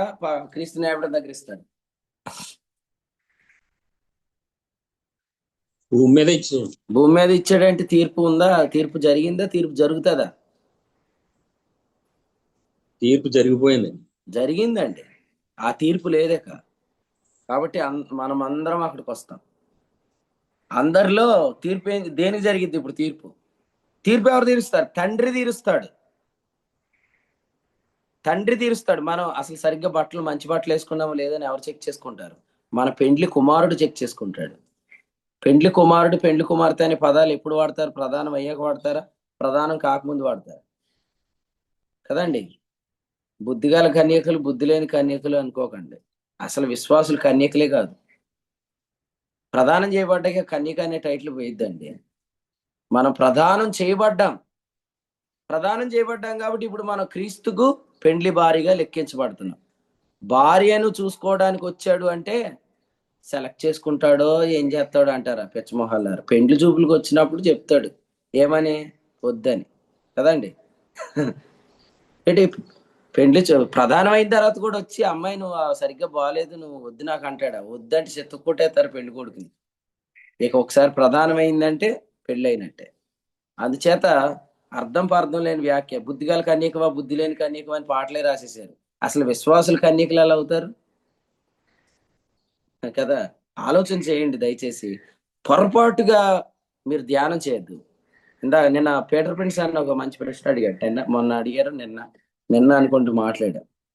మత్తయి సువార్తలో ఆ దినమందు అనేకులు నా యొద్దకు వచ్చి, ఆ దినం అని మత్తయిలో అన్నాడంటే అది ఏ దినం? మత్తయి సువార్త యూదులను ఉద్దేశించి రాశాడు. అందులో బుద్ధిగల కన్యకులు, బుద్ధి లేని కన్యకులు అని రాసింది ఎవరి గురించి అంటే అది ఇశ్రాయేలీయుల గురించి చెప్తున్నాడు. సంఘము కన్యక కాదు. సంఘం ఎవరు? కొరింథీ 2వ పత్రిక 11వ అధ్యాయం 3వ వచనం. పవిత్రాలైన కన్యకనుగా నేను క్రీస్తు దగ్గరికి తెచ్చాను, ప్రదానం చేశాను అన్నాడు. కన్యకను తేవాలి, ప్రదానం చేయాలి, ఆ తర్వాత ఇంకా ఆమె కన్యక కాదు. ప్రధానం అయ్యా కన్యక కాదు. ఏనా ప్రదీప్ అని? అంతేనా? మరి ఇప్పుడు పెళ్లి కొడుకు వచ్చి చెక్ చేసుకునేటప్పుడు కూడా ఏమో వదిలేస్తాడేమో అని అనుకుంటే అప్పుడు ఆయన మనమేం అడుగుతాం? ఓయ్ పరిత్యాగ పత్రిక వచ్చినా అని అడుగుతాం యేసుప్రభుని రేపు పొద్దుట. పరిత్యాగ పత్రిక ఆది నుండి లేదని మనమే చెప్తాం యేసుప్రభుకి తీర్పు. కాబట్టి యేసుప్రభు వస్తాడు, విడాకులు తెస్తాడు అన్నట్టు ఉంది కొంతమంది లెక్క. యేసుప్రభు వచ్చి విడాకులేం తేడు. పరిత్యాగ పత్రిక కాన్సెప్టే లేదు ఆయన దృష్టిలో. కాబట్టి మన ప్రభు మనల్ని ఎన్నడికి విడనాడు. ప్రిన్స్ అని అడిగినట్లుగా నిన్ను నేను ఎరగనని ఇంకా ఆయన చెప్పడు. ఆయన భార్యని ఆయన ఎరగనని చెప్పడు. ఇప్పుడు తీర్పు తీర్చేది ఎవరు కదండి. అక్కడికి వచ్చినాక కూడా చలి జ్వరం వచ్చిన వాళ్ళగా ఎవడాడు? నెబుకద్నెజరు కొడుకు సాసర్గాడు, బెల్షస్సర్. సాసర్లో పోసుకొని తాగేస్తున్నాడు. ఆ బెల్షస్సర్ కంట ఒకే రోజు సమ్మర్ వింటర్ వచ్చినట్టు చెమటలో పట్టేస్తున్నాయంటే వండుకొచ్చేస్తుందంట. రేపు క్రీస్తు న్యాయపడి దగ్గరికి వచ్చాక కొంతమంది అయ్యో నరకానికి కానీ పంపించేస్తాడని చలి జ్వరం వచ్చిన వాళ్ళగా వణికిపోతే ఒర్రే. తీర్పు తీరుస్తుంది ఎవరో కాదురా, మన తండ్రిరా. తండ్రి తీర్పు తీరుస్తున్నాడు అంటే అర్థం ఏంటి? ఇక నరకం అనే ఛాన్సే లేదు. ఇప్పుడు మన వస్త్రాలను చెక్ చేసుకుంటుంది ఎవరు? పెండ్లి కుమారుడు కదండి. పెళ్లికి వచ్చినాక పెండ్లి కుమారుడు తండ్రి ఏం చేశాడు? బట్టలు ఎవరు వేసుకొచ్చారా లేదని చెక్ చేస్తాడు. పెళ్లికి వచ్చిన తర్వాత పెళ్లికి వచ్చారా లేదని చెక్ చేయడు. బట్టల గురించి చెక్ చేస్తాడు. బట్టల గురించి చెక్ నరకంలోకి వేసాడా, వెలుపటి చీకటిలోకి వేసాడా? వెలుపటి చీకటిలోకి వేసాడు. వెలుపటి చీకటి వేరు, నరకం వేరు. ఈరోజు చాలా మంది వెలుపటి చీకటిలోనే ఉన్నారు. నిన్న కాక మొన్న మీటింగ్స్ జరుగుతున్నాయి. నాకు కూడా లింక్ పెట్టారు. అదే లింక్ వచ్చింది కాబట్టి నేను చెక్ చేశాను. అసలు 10 ఆజ్ఞల గురించి చాలా తప్పుడు బోధ చెప్పేస్తున్నాడు ఒక ఆయన. బాగా చెప్పేసి లాస్ట్ మూమెంట్లో అంటున్నాడు, ఈనాడు మన సంఘాలలో క్రీస్తుని బయట పెట్టారు అంటున్నాడు. మనోడే బయట ఉన్నాడు. ఆ వర్తమానం మనం తింటే మనోడే బయట ఉన్నాడు. తెలియక క్రీస్తుని బయట పెట్టామంటున్నాడు. ఓ ఛాన్స్ దొరికితే ఇవన్నీ వెలుగులోకి తెచ్చి ఒక్కొక్కటి పెట్టి వీడియో దాని పక్కన సరైన వ్యాఖ్యానం అందిస్తాను త్వరలో. ప్రభు సహాయం చేయండి, ప్రార్థన చేయండి. నేను 200 సంవత్సరాలు అనా 200 సంవత్సరాలు అదే ఇప్పుడు మీరు అది అవసరమా? అసలు ఉప్మా ఉడికిపోతుంది, మళ్ళీ మీరు వేడి పెట్టకండి. ఇప్పుడు అది తింటాక పనిచేయదు. జాగ్రత్తగానండి అందరూ. మనం స్తుతించవలసిన అంశం ఏంటంటే ఇప్పుడు వచ్చేవాడు బట్టలు ఎలా వేసుకున్నామని చెక్ చేయడానికి రాబోతున్నాడు. ప్రశస్త వస్త్రాలు వేసుకున్నామా లేదని చెక్ చేయడానికి రాబోతున్నాడు. కాబట్టి వస్త్రం లేకపోతే వెలుపటి చీకటే. ఆల్రెడీ చాలా మంది ఇప్పుడు వెలుపటి చీకటిలోనే ఉన్నారు. వెలుపటి చీకటిలో ఉంటే పళ్ళు కొరుక్కోవటమే. ఇప్పుడు ర్యాన్సమ్కి నేను చెప్పలేదు. ఇప్పుడు అమ్మా షారోన్ గారు, మీ వెనకాల లైట్ ఏదో పడుతుంది, అది ఆపేయండి. నా ఫోటోలు అంటే లైట్ వస్తుందంట. ఎక్కడి నుంచి? ఈ ర్యాన్సమ్ అనేవాడు ఏం చేశాడంటే ఇక్కడి నుంచి లైట్ తీస్తున్నాడు అనమాట ఫోటోలు. అది అయ్యి బాబు ఎలాంటి నమ్మకండి అంటున్నాడు ఒక ఆయన వాక్యం చెప్తూ మానేసి. ఈ రోజు చాలా మంది వాళ్ళలోంచి లైట్ వస్తుందని చూపెడుతున్నారు, అలాంటి వాళ్ళు నమ్మకంగా అంటున్నాడు. అంటే ఇప్పుడు అంతా అసలు వాళ్ళకి మిడిమిడి జ్ఞానాలకు వాక్యమే తెలియదని నా గురించి చెప్తున్నాడు. ప్రభుకు స్తోత్రం. ఇంతగా నేను ర్యాన్సమ్కి వెంటనే పెట్టి బాబా లైట్లు అయిపోయినా ఆయన అన్నాను. ఆయన ఒకటి మెసేజ్ పెట్టాడు, మీకు గ్రూప్ లో పెడతాను తర్వాత చదవండి. అంటే ఇప్పుడు చూడండి ప్రజలు ఎలా తయారయ్యారంటే, మాకు చాలా తెలిసిపోయింది, అసలు మిగిలిన వాళ్ళందరూ మిడిమిడి జ్ఞానం అని అనుకొని వాస్తవంగా పళ్ళు కొరికే దానిలోనే ఉన్నారు. కడుపు మంట వచ్చేసి పళ్ళు కొరుక్కుంటానే ఉన్నారు. నేను చెప్తున్నాను, పళ్ళు కొరికే బిజినెస్ లో పోయారంటే ఆల్రెడీ చీకట్లో పోయారని అర్థం. నరకానికి మీరు వెళ్ళరు, విశ్వాసి నరకంలోకి వెళ్ళరు. పెద్ద కుమారుడు ఎక్కడున్నాడు? పెద్ద కుమారుడు అని ఉందంటేనే అతడు నరకంలో లేడని అర్థం. కానీ చీకట్లో అయితే ఉన్నాడు, పళ్ళు కొరుక్కుంటున్నాడు. ఎందుకురా పళ్ళు అలా కొరుక్కుంటున్నావు అంటే ఏమంటున్నాడు? అసలే నేను ఒక్క ఆజ్ఞ కూడా మేరలేదు, వీడు వేషలతో తిరిగాడు అంటున్నాడు. అంటే తండ్రి ఎలా అవుతాడు అనుకుంటున్నాడు దేవుడు? మనం తప్పులు చేయకుండా ఉంటే ఆయన మనకు తండ్రి అవుతాడు. వీడు తప్పులు చేశాడు కాబట్టి తండ్రి అవ్వకూడదు. అంటే కొందరు అండర్స్టాండింగ్ ఎలా ఉంది కాబట్టి ఆ పళ్ళు కొరుక్కునే వాళ్ళు ఉండిపోయారు. మీరు ఎవరు ఎలా అనుకోవద్దు. మనమందరం ఆ వధించబడిన ఎద్దును బట్టి అంగీకరించబడ్డాం. యేసు ప్రభు మన కొరకు వధించబడ్డాడు, సో మనం అంగీకరించబడ్డాం. ఇది నమ్మండి. చాలా ప్రశ్నలు ఉన్నాయి, వీటిలో చాలా వరకు కవర్ అయినాయి. ఇంకొక ప్రశ్నకు ఆన్సర్ చెప్తాను, తర్వాత క్లోజ్ చేసేద్దాం. ఇది యోహాను మొదటి పత్రిక, లాస్ట్ ఇది చెప్పుకొని ఆగిపోదాం. మొదటి అధ్యాయం, మన పాపములను మనం ఒప్పుకొని ఎడల అనే వచనం దగ్గర జస్ట్ అలా నేను గుర్తు చేసి వెంటనే ముగిస్తాను. యోహాను రాసిన మొదటి పత్రిక మొదటి అధ్యాయం 7 నుండి 10 వచనాలు. ఇది నేను ఒక 20 సార్లు చెప్పుంటాను. ఎందుకు చెప్తానంటే ఈ క్వశ్చన్ దగ్గరికి వచ్చి చాలా మంది కన్ఫ్యూజ్ అవుతారు కాబట్టి. రైట్, ఈ క్వశ్చన్కి నేను జస్ట్ ఆన్సర్ చెప్పి వెంటనే ముగిస్తాను. ఒకసారి ఎవరైనా కొంచెం ఈ 8వ వచనం చదువుతారా? ఫస్ట్ 8. మనం పాపము లేని వారమని చెప్పుకొని ఎడల మనలను మనమే మోసపుచ్చుకుందాము, మరియు మనలో సత్యం ఉండదు. చదువురా బిడ్డ, 10 కూడా చదువు. ఈ 2 చదువు ఫస్ట్. 7, 8, 10.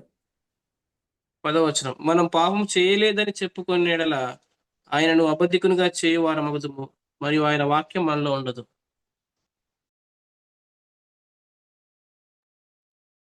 రైట్, వినండి. ఎక్స్ప్లెనేషన్ చెప్తున్నా వినండి. ఈ 2 వచనాలు మనం ఏమని అనుకొని చదువుతామంటే, విశ్వాసి పాపం చేసినప్పుడు నేను పాపం చేయలేదని చెప్పకూడదు. విశ్వాసి పాపం చేసినప్పుడు నేను చెయ్యలేదని చెప్పకూడదు. ఆ మూడ్లో ఉండి మనం చదువుతాం. అసలైన మూడ్ ఏంటో నేను చెప్తాను, మీరు జాగ్రత్తగా పరిశీలించండి. ఇప్పుడు యోహాను ఈ పత్రిక ఎవరికి రాశాడు? ముఖ్యంగా యూదులకు రాశాడు. ఎందుకంటే యోహాను యూదులకు అపోస్తులుడు. మీరు గలతీ పత్రిక 2:9 చదివితే, పౌలు బర్నబాలు అన్యజనులకు అపోస్తులుగా ఉండవాలని చెప్పి వారు మాకు కుడి చేతిని ఇచ్చారు. ఆ కుడి చేతిని ఇచ్చిన వారిలో 3 ఉన్నారు. 1 కేఫా, 2 యాకోబు, 3 యోహాను. సో ఇప్పుడు యోహాను ముఖ్యంగా ఉద్దేశం ఎవరిని ఉద్దేశించి రాస్తున్నాడు? యూదులను ఉద్దేశించి రాస్తున్నాడు కదండి. యూదుల దగ్గర ఏముంది? ధర్మశాస్త్రం. వాళ్ళు ఎప్పుడు దేని బట్టి నీతిమంతులు అనుకుంటారు? ధర్మశాస్త్రాన్ని బట్టి నీతిమంతులు అనుకుంటారు. ఫస్ట్ ఒక పాయింట్ వినండి. ధర్మశాస్త్రాన్ని బట్టి నీతిమంతులు అవ్వాలంటే ధర్మశాస్త్రం దేంతో ఆచరించాలి? శరీరంతో ఆచరించాలి. ఒక వ్యక్తి శరీరంతో ధర్మశాస్త్రాన్ని ఆచరించగలిగాడంటే అతని శరీరంలో ఏం లేదని అర్థం. పాపం లేదని అర్థం. పాపము లేదు అని అర్థం. కాబట్టి ఇప్పుడు 8లో ఏమంటున్నాడంటే, పాపము లేని వారని చెప్పుకోవద్దు అంటున్నాడు. అంటే ఏంటి? నువ్వు ధర్మశాస్త్రం వల్ల నీతిమంతుడు అని చెప్పుకోవద్దు అంటున్నాడు. నెంబర్ 2, 10వ వచనం చదివితే, ఒకవేళ ఒక వ్యక్తి ధర్మశాస్త్రం వల్ల నీతిమంతుడు అయ్యాడు అనుకోండి, అంటే పాపము చేయకుండా ఉండటం వల్ల నీతిమంతుడు. ఎందుకంటే 10 ఆజ్ఞలు ఏంటి? పాపం చేయవద్దు. పాపం చేయకుండా ఉండటం వల్ల నీతిమంతుడు అని చెప్పుకుంటున్నాడు. అందుకని అతనితో ఏం చెప్తున్నాడు? ఆయనను అబద్ధికునిగా చేయవారమవుతుంది. అది కాదండి, మీరు పాయింట్ పట్టుకోవాలి. మళ్ళీ అది ఆన్సర్, హైలైట్ చేసింది ఆన్సర్. మళ్ళీ చెప్తాను. అందరు జాగ్రత్తగా వినండి. యోహాను ముఖ్యంగా ఎవరికి రాశాడు? అందరు చెప్పండి నాతో. యోహాను ఎవరికి రాశాడు ముఖ్యంగా? ఇది యూదులకు రాశాడు. యూదులు తమ్మును తాము నీతిమంతులని దేన్ని బట్టి అనుకుంటారు? ధర్మశాస్త్రాన్ని బట్టి నీతిమంతులు అవ్వాలంటే ధర్మశాస్త్రం దేంతో ఆచరించాలి? హెబ్రీ 7:16. శరీరంతో ఆచరించగలిగాడంటే శరీరం ఏం లేదని చెప్పుకుంటున్నాడు. పాపం లేదని చెప్తున్నాడు. పాపము లేదు, శరీరంలో పాపం లేదు. యేసు ప్రభు వ్యభిచారం చేస్తుండగా పట్టుబడిన స్త్రీని అడిగిన ఫస్ట్ క్వశ్చన్ ఏంటి? సువార్తలో రాశాడు. మీలో పాపం లేనివాడు అన్నాడా, లేనివాడు అన్నాడా? లేనివాడు. ఎస్, ఫస్ట్ క్వాలిఫికేషన్ లేకపోవటమే. పత్రికలో రాశాడు ఫస్ట్ క్వాలిఫికేషన్ మనలో పాపం లేకపోవటం.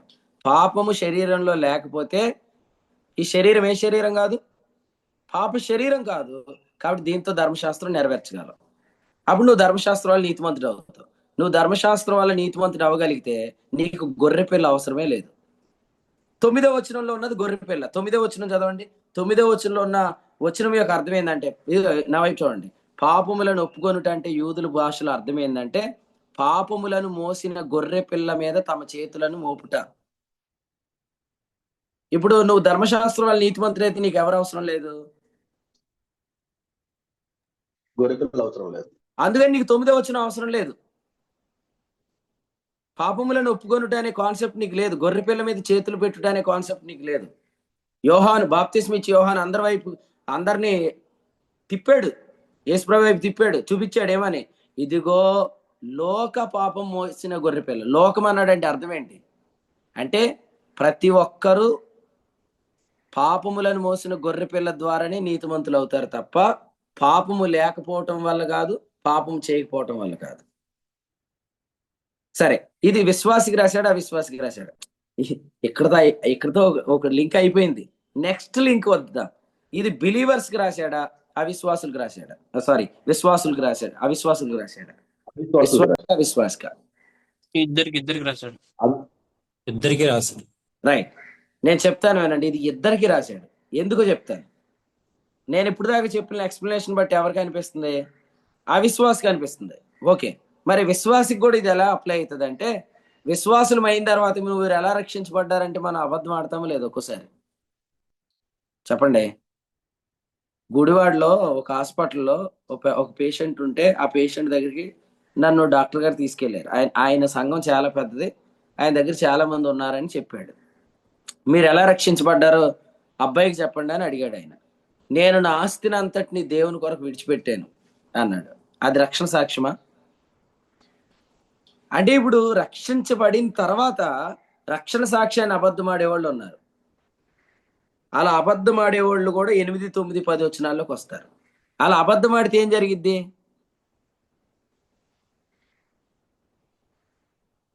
ఏరు దాటాక తెప్ప తగిలేసామండి. ఇదే కదా రక్షణ. ఎలాగో పొందేశాం కాబట్టి ఇప్పుడు ఎలా రక్షించబడ్డాం అనేది అబద్ధం ఆడాం. అప్పుడు ఏం జరిగిద్ది? కొనసాగింపు ఆగిపోద్ది. ఇప్పుడు విశ్వాసులైన వాళ్ళు అందరూ ఈ బిలీఫ్ లోనే ఉన్నారు. ఏది, నేను యేసుప్రభు నమ్మితే అయిపోయినా నీతిమంతుడిని? ఏంటి యేసుప్రభు నేను పాపి, నా పాపాలు క్షమించండి, నేను నీతిమంతుని అయిపోయినా? అలా అయిపోతామా? నేను చాలా వరకు పాపం చేయకుండా బ్రతికాను కాబట్టే దేవుడు నన్ను తన కుమారుడుగా అంగీకరించాడు అంటున్నారు. అలా అంటున్నారంటే వీళ్ళందరూ ఏమని చెప్పుకుంటున్నట్టు? 8వ వచనం, నా శరీరంలో పాపం లేదు, సో నేను 10 ఆజ్ఞలు ఆచరించగలిగాను. 10వ వచనం, నేను పాపం చేయకుండా ఉండటం వల్ల నేను నీతిమంతుడయ్యానని చెప్పుకుంటున్నారు. ఇలా చెప్పుకున్న వాళ్ళందరూ 9వ వచనంలో గొర్రె పిల్లను ఒప్పుకోవట్లే. గొర్రె పిల్లను నువ్వు ఏ క్షణంలో ఒప్పుకోలేదో విశ్వాసి ఆ క్షణంలో నువ్వు అక్కడే ఆగిపోతావు, ఇంక ముందు కొనసాగు. కాబట్టి అబద్ధం ఆడితే అవిశ్వాసికి రక్షణ కలగదు, అబద్ధం ఆడితే విశ్వాసికి కొనసాగింపు కలగదు. అందుకనే ఇప్పుడు 7వ వచనంలో ఏమన్నాడు? అబద్ధం ఆడవద్దు అని చెప్పాడు. కాబట్టి మనం పైనుండి చదివితే అబద్ధం ఆడవద్దు, సత్యములో నడవండి, వెలుగులో నడవండి అని చెప్పాడు. కాబట్టి అప్పుడు యేసు రక్తం ప్రతి పాపము నుండి మనల్ని పవిత్రులుగా చేయను అని అంటే అర్థం ఏంటంటే అసలు ప్రతి పాపం విషయంలో విజయాన్ని ఇప్పుడు మనం ఎక్స్పీరియన్స్ చేయాలి. ఈ 8, 9, 10 వచనాలు కానీ మనం ఖచ్చితంగా ఏంటో నమ్మి వెలుగులో నడిస్తే ఎవ్రీ సిన్ని మనం జయిస్తాం. ఎందుకంటే యేసు రక్తం ద్వారా ప్రతి పాపం విషయంలో మనకు విజయం ఉంది కాబట్టి. సో అది చెప్పాడు అనమాట 7, 8, 9, 10 వచనాలు. సో ఈరోజు మెసేజ్ చాలా ఇంపార్టెంట్ మెసేజ్. మీకు లైవ్లో లేదు, లింక్ వస్తాయి, మీకు ఆడియో వస్తుంది. మీరు మరలా 3-4 సార్లు వినండి. ప్రభు మీకు ఖచ్చితంగా స్పష్టమైన గ్రహింపిస్తాడు. అసలు ఇది గ్రహింపు వస్తే మేలులు జరుగుతాయి, ఉపకారాలు జరుగుతాయి, బయలుపాట్లు వస్తాయి, కార్యాలు జరుగుతాయి. పాపములు లేనప్పుడు గొర్రెపిల్ల నియమించబడ్డాడు, పాపములు తీసివేయబడ్డాక యాజకుడు నియమించబడ్డాడు. ఇప్పుడు మనమందరం గొర్రె పిల్లలో ఎంజాయ్ చేద్దాం, మన యాజకుళ్ళు ఎంజాయ్ చేద్దాం. 118వ కీర్తన, ఉత్సవ బలి పశువును త్రాళ్లతో బలిపెట్ట కొమ్ములకు కట్టండి, ఇది యెహోవా ఏర్పాటు చేసిందేను, దీని యందు మనం ఉత్సహించి సంతోషం. అసలు నిజంగా ఈ గొర్రె పిల్ల టేస్ట్ మీకు అర్థమైందా? పస్కా పశువు యొక్క రక్తం వల్ల మనం మరణం తప్పించుకున్నాం. మరణం తప్పించుకోవటం సరే, మరి జీవాన్ని కూడా ఎక్స్పీరియన్స్ చేయాలిగా. మాంసం కూడా తినాలిగా, రక్తం ఒకటేనంటే మాంసం కూడా తినాలిగా. రక్తము ద్వారా పరలోకం వెళ్తున్నాం, కానీ పరలోకంలో ఉన్న జీవం ఆ మాంసం. ప్రతి ముక్క తినండి. అన్ని ముక్కలు ఒకే టేస్ట్ ఉంటాయా? ఉండవు కదా. ఒక్కొక్క ముక్క ఒక్కొక్క టేస్ట్ ఉంటుంది. ప్రభు చాలా టేస్ట్గా ఉంటాడు. ఆ టేస్ట్ మనం అందరం ఎక్స్పీరియన్స్ చేయదుము గాక. మరణం లేదు, దేవునికి స్తోత్రం. జీవం ఉంది, దేవునికి స్తోత్రం. ఆ జీవాన్ని మనం ఇక్కడ ఉండి ఎక్స్పీరియన్స్ చేద్దాం. ప్రభు తలంపులు మనందరి వినికిడిలో దీవించును గాక. ఆమేన్. ఈ యొక్క 103వ కీర్తన నుంచి ప్రభు తన దాసుని ద్వారా అందించిన వర్తమానాన్ని బట్టి ప్రభుని స్తుతిస్తున్నాం.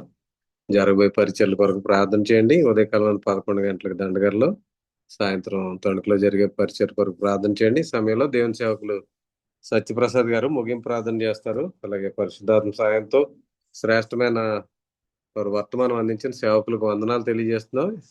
మరి కోడిక అనంతరం మరి నిన్నటి ఆడియో, ఈ రోజు ఆడియో కూడా పంపించడం జరుగుతుంది కాబట్టి విని మరొకసారి మీ అందరూ కూడా మేలు పొందాలని తెలియజేస్తున్నాం. అలాగే రేపటి దినం జరగబోయే ప్రార్థన కూడిక కొరకు, సోమవారం నుంచి జరిగే పరిచర్లు అన్నింటి కొరకు ప్రార్థన చేయండి. ఈ సమయంలో దేవుని సేవకులు ఇంజన్లో పరిచయం చేస్తున్న సత్యప్రసాద్ గారు ప్రార్థన చేసి ముగింపు చేస్తారు. వందనాలండి. వందనాలు అన్న. ప్రార్థన చేసుకుందాం. పరిశుద్ధుడైన తండ్రి, మహోన్నతుడ, జీవాధిపతి, నీకు స్తోత్రాలు. మరొకసారి నాయన ఈ ఉదయకాల సమయంలో మీరు మమ్మల్ని ప్రేమించి 103వ కీర్తనలో నుండి మీరు మాకు అందించిన వర్తమాన వాక్యాన్ని బట్టి మీకు స్తోత్రాలు చెల్లిస్తున్నాం. ప్రభా నాయన, మీరు దోషములు క్షమించేవాడు, అటు విధముగానే మేలు చేయవాడు అన్న విషయాన్ని నాయన మీరు మాకు ఈ ఉదయకాల సమయంలో జ్ఞాపకం చేస్తూ, మేలుల విషయమై, రాబోచున్న మేలుల విషయమై ప్రధాన యాజకుడుగా మీరు నియమించబడ్డారని మీరు మాతో మాట్లాడిన విధానం బట్టి మీకు స్తోత్రాలు.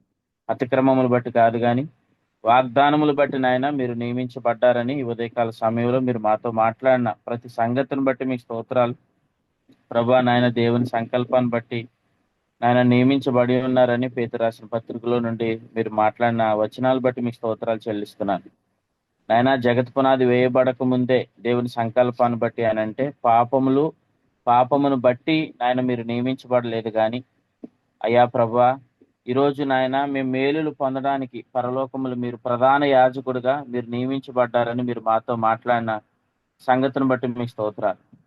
ప్రభా, దయగల తండ్రి, కృపగలిగిన దేవా నీకు స్తోత్రాలు. ఈనాడు ప్రభా క్రైస్తవ్యంలో ఆయన సంఘాల్లో ఏ విషయాలైతే కలవరాలతో నిండుకున్నారో వాటి ప్రతి విషయం గురించి కూడా నాయన తేటగా స్పష్టంగా మీరు మాట్లాడిన విధానమును బట్టి మీకు స్తోత్రాలు చెల్లిస్తున్నాను. విశ్వాసి గత పాపములు క్షమించబడ్డాయి కానీ భవిష్యత్ పాపాలు క్షమించబడలేదు అనేవారు కూడా అనేకులు ఉన్నారు.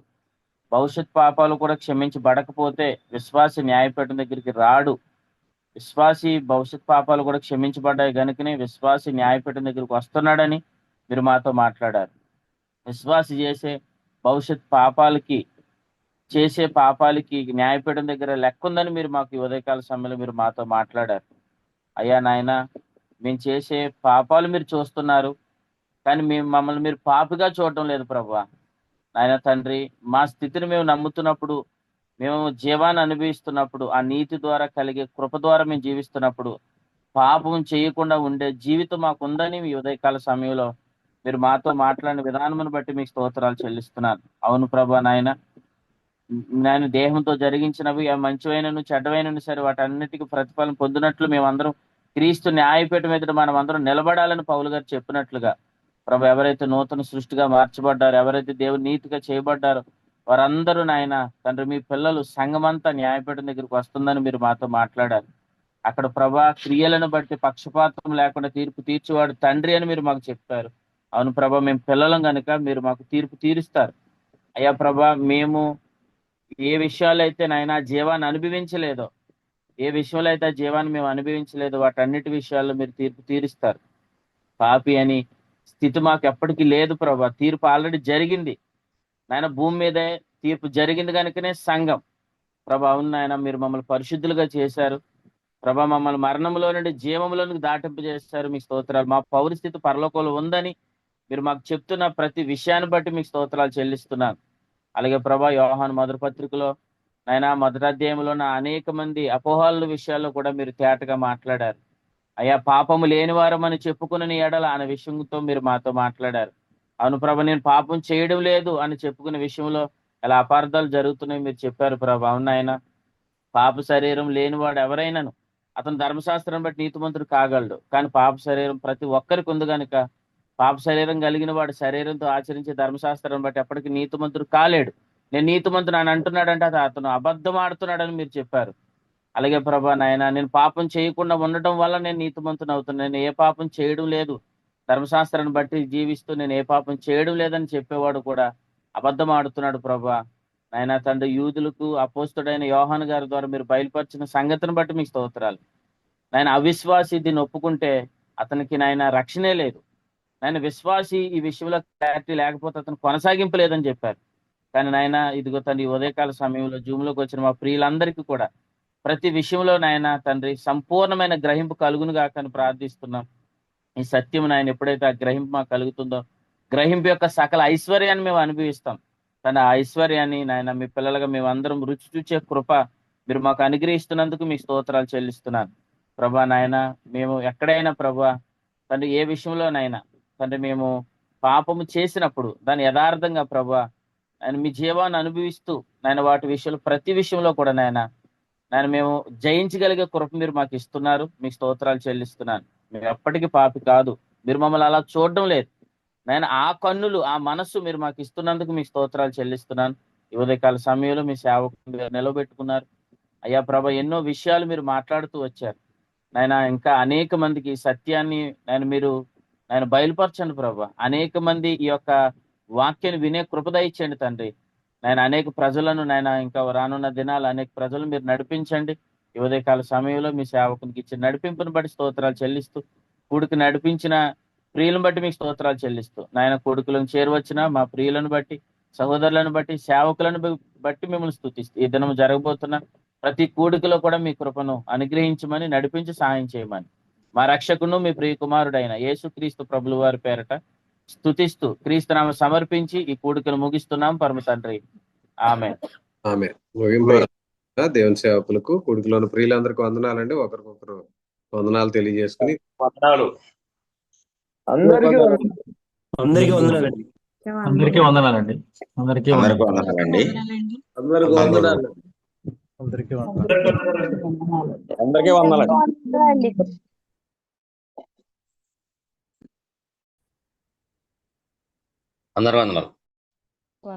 వందనాలు.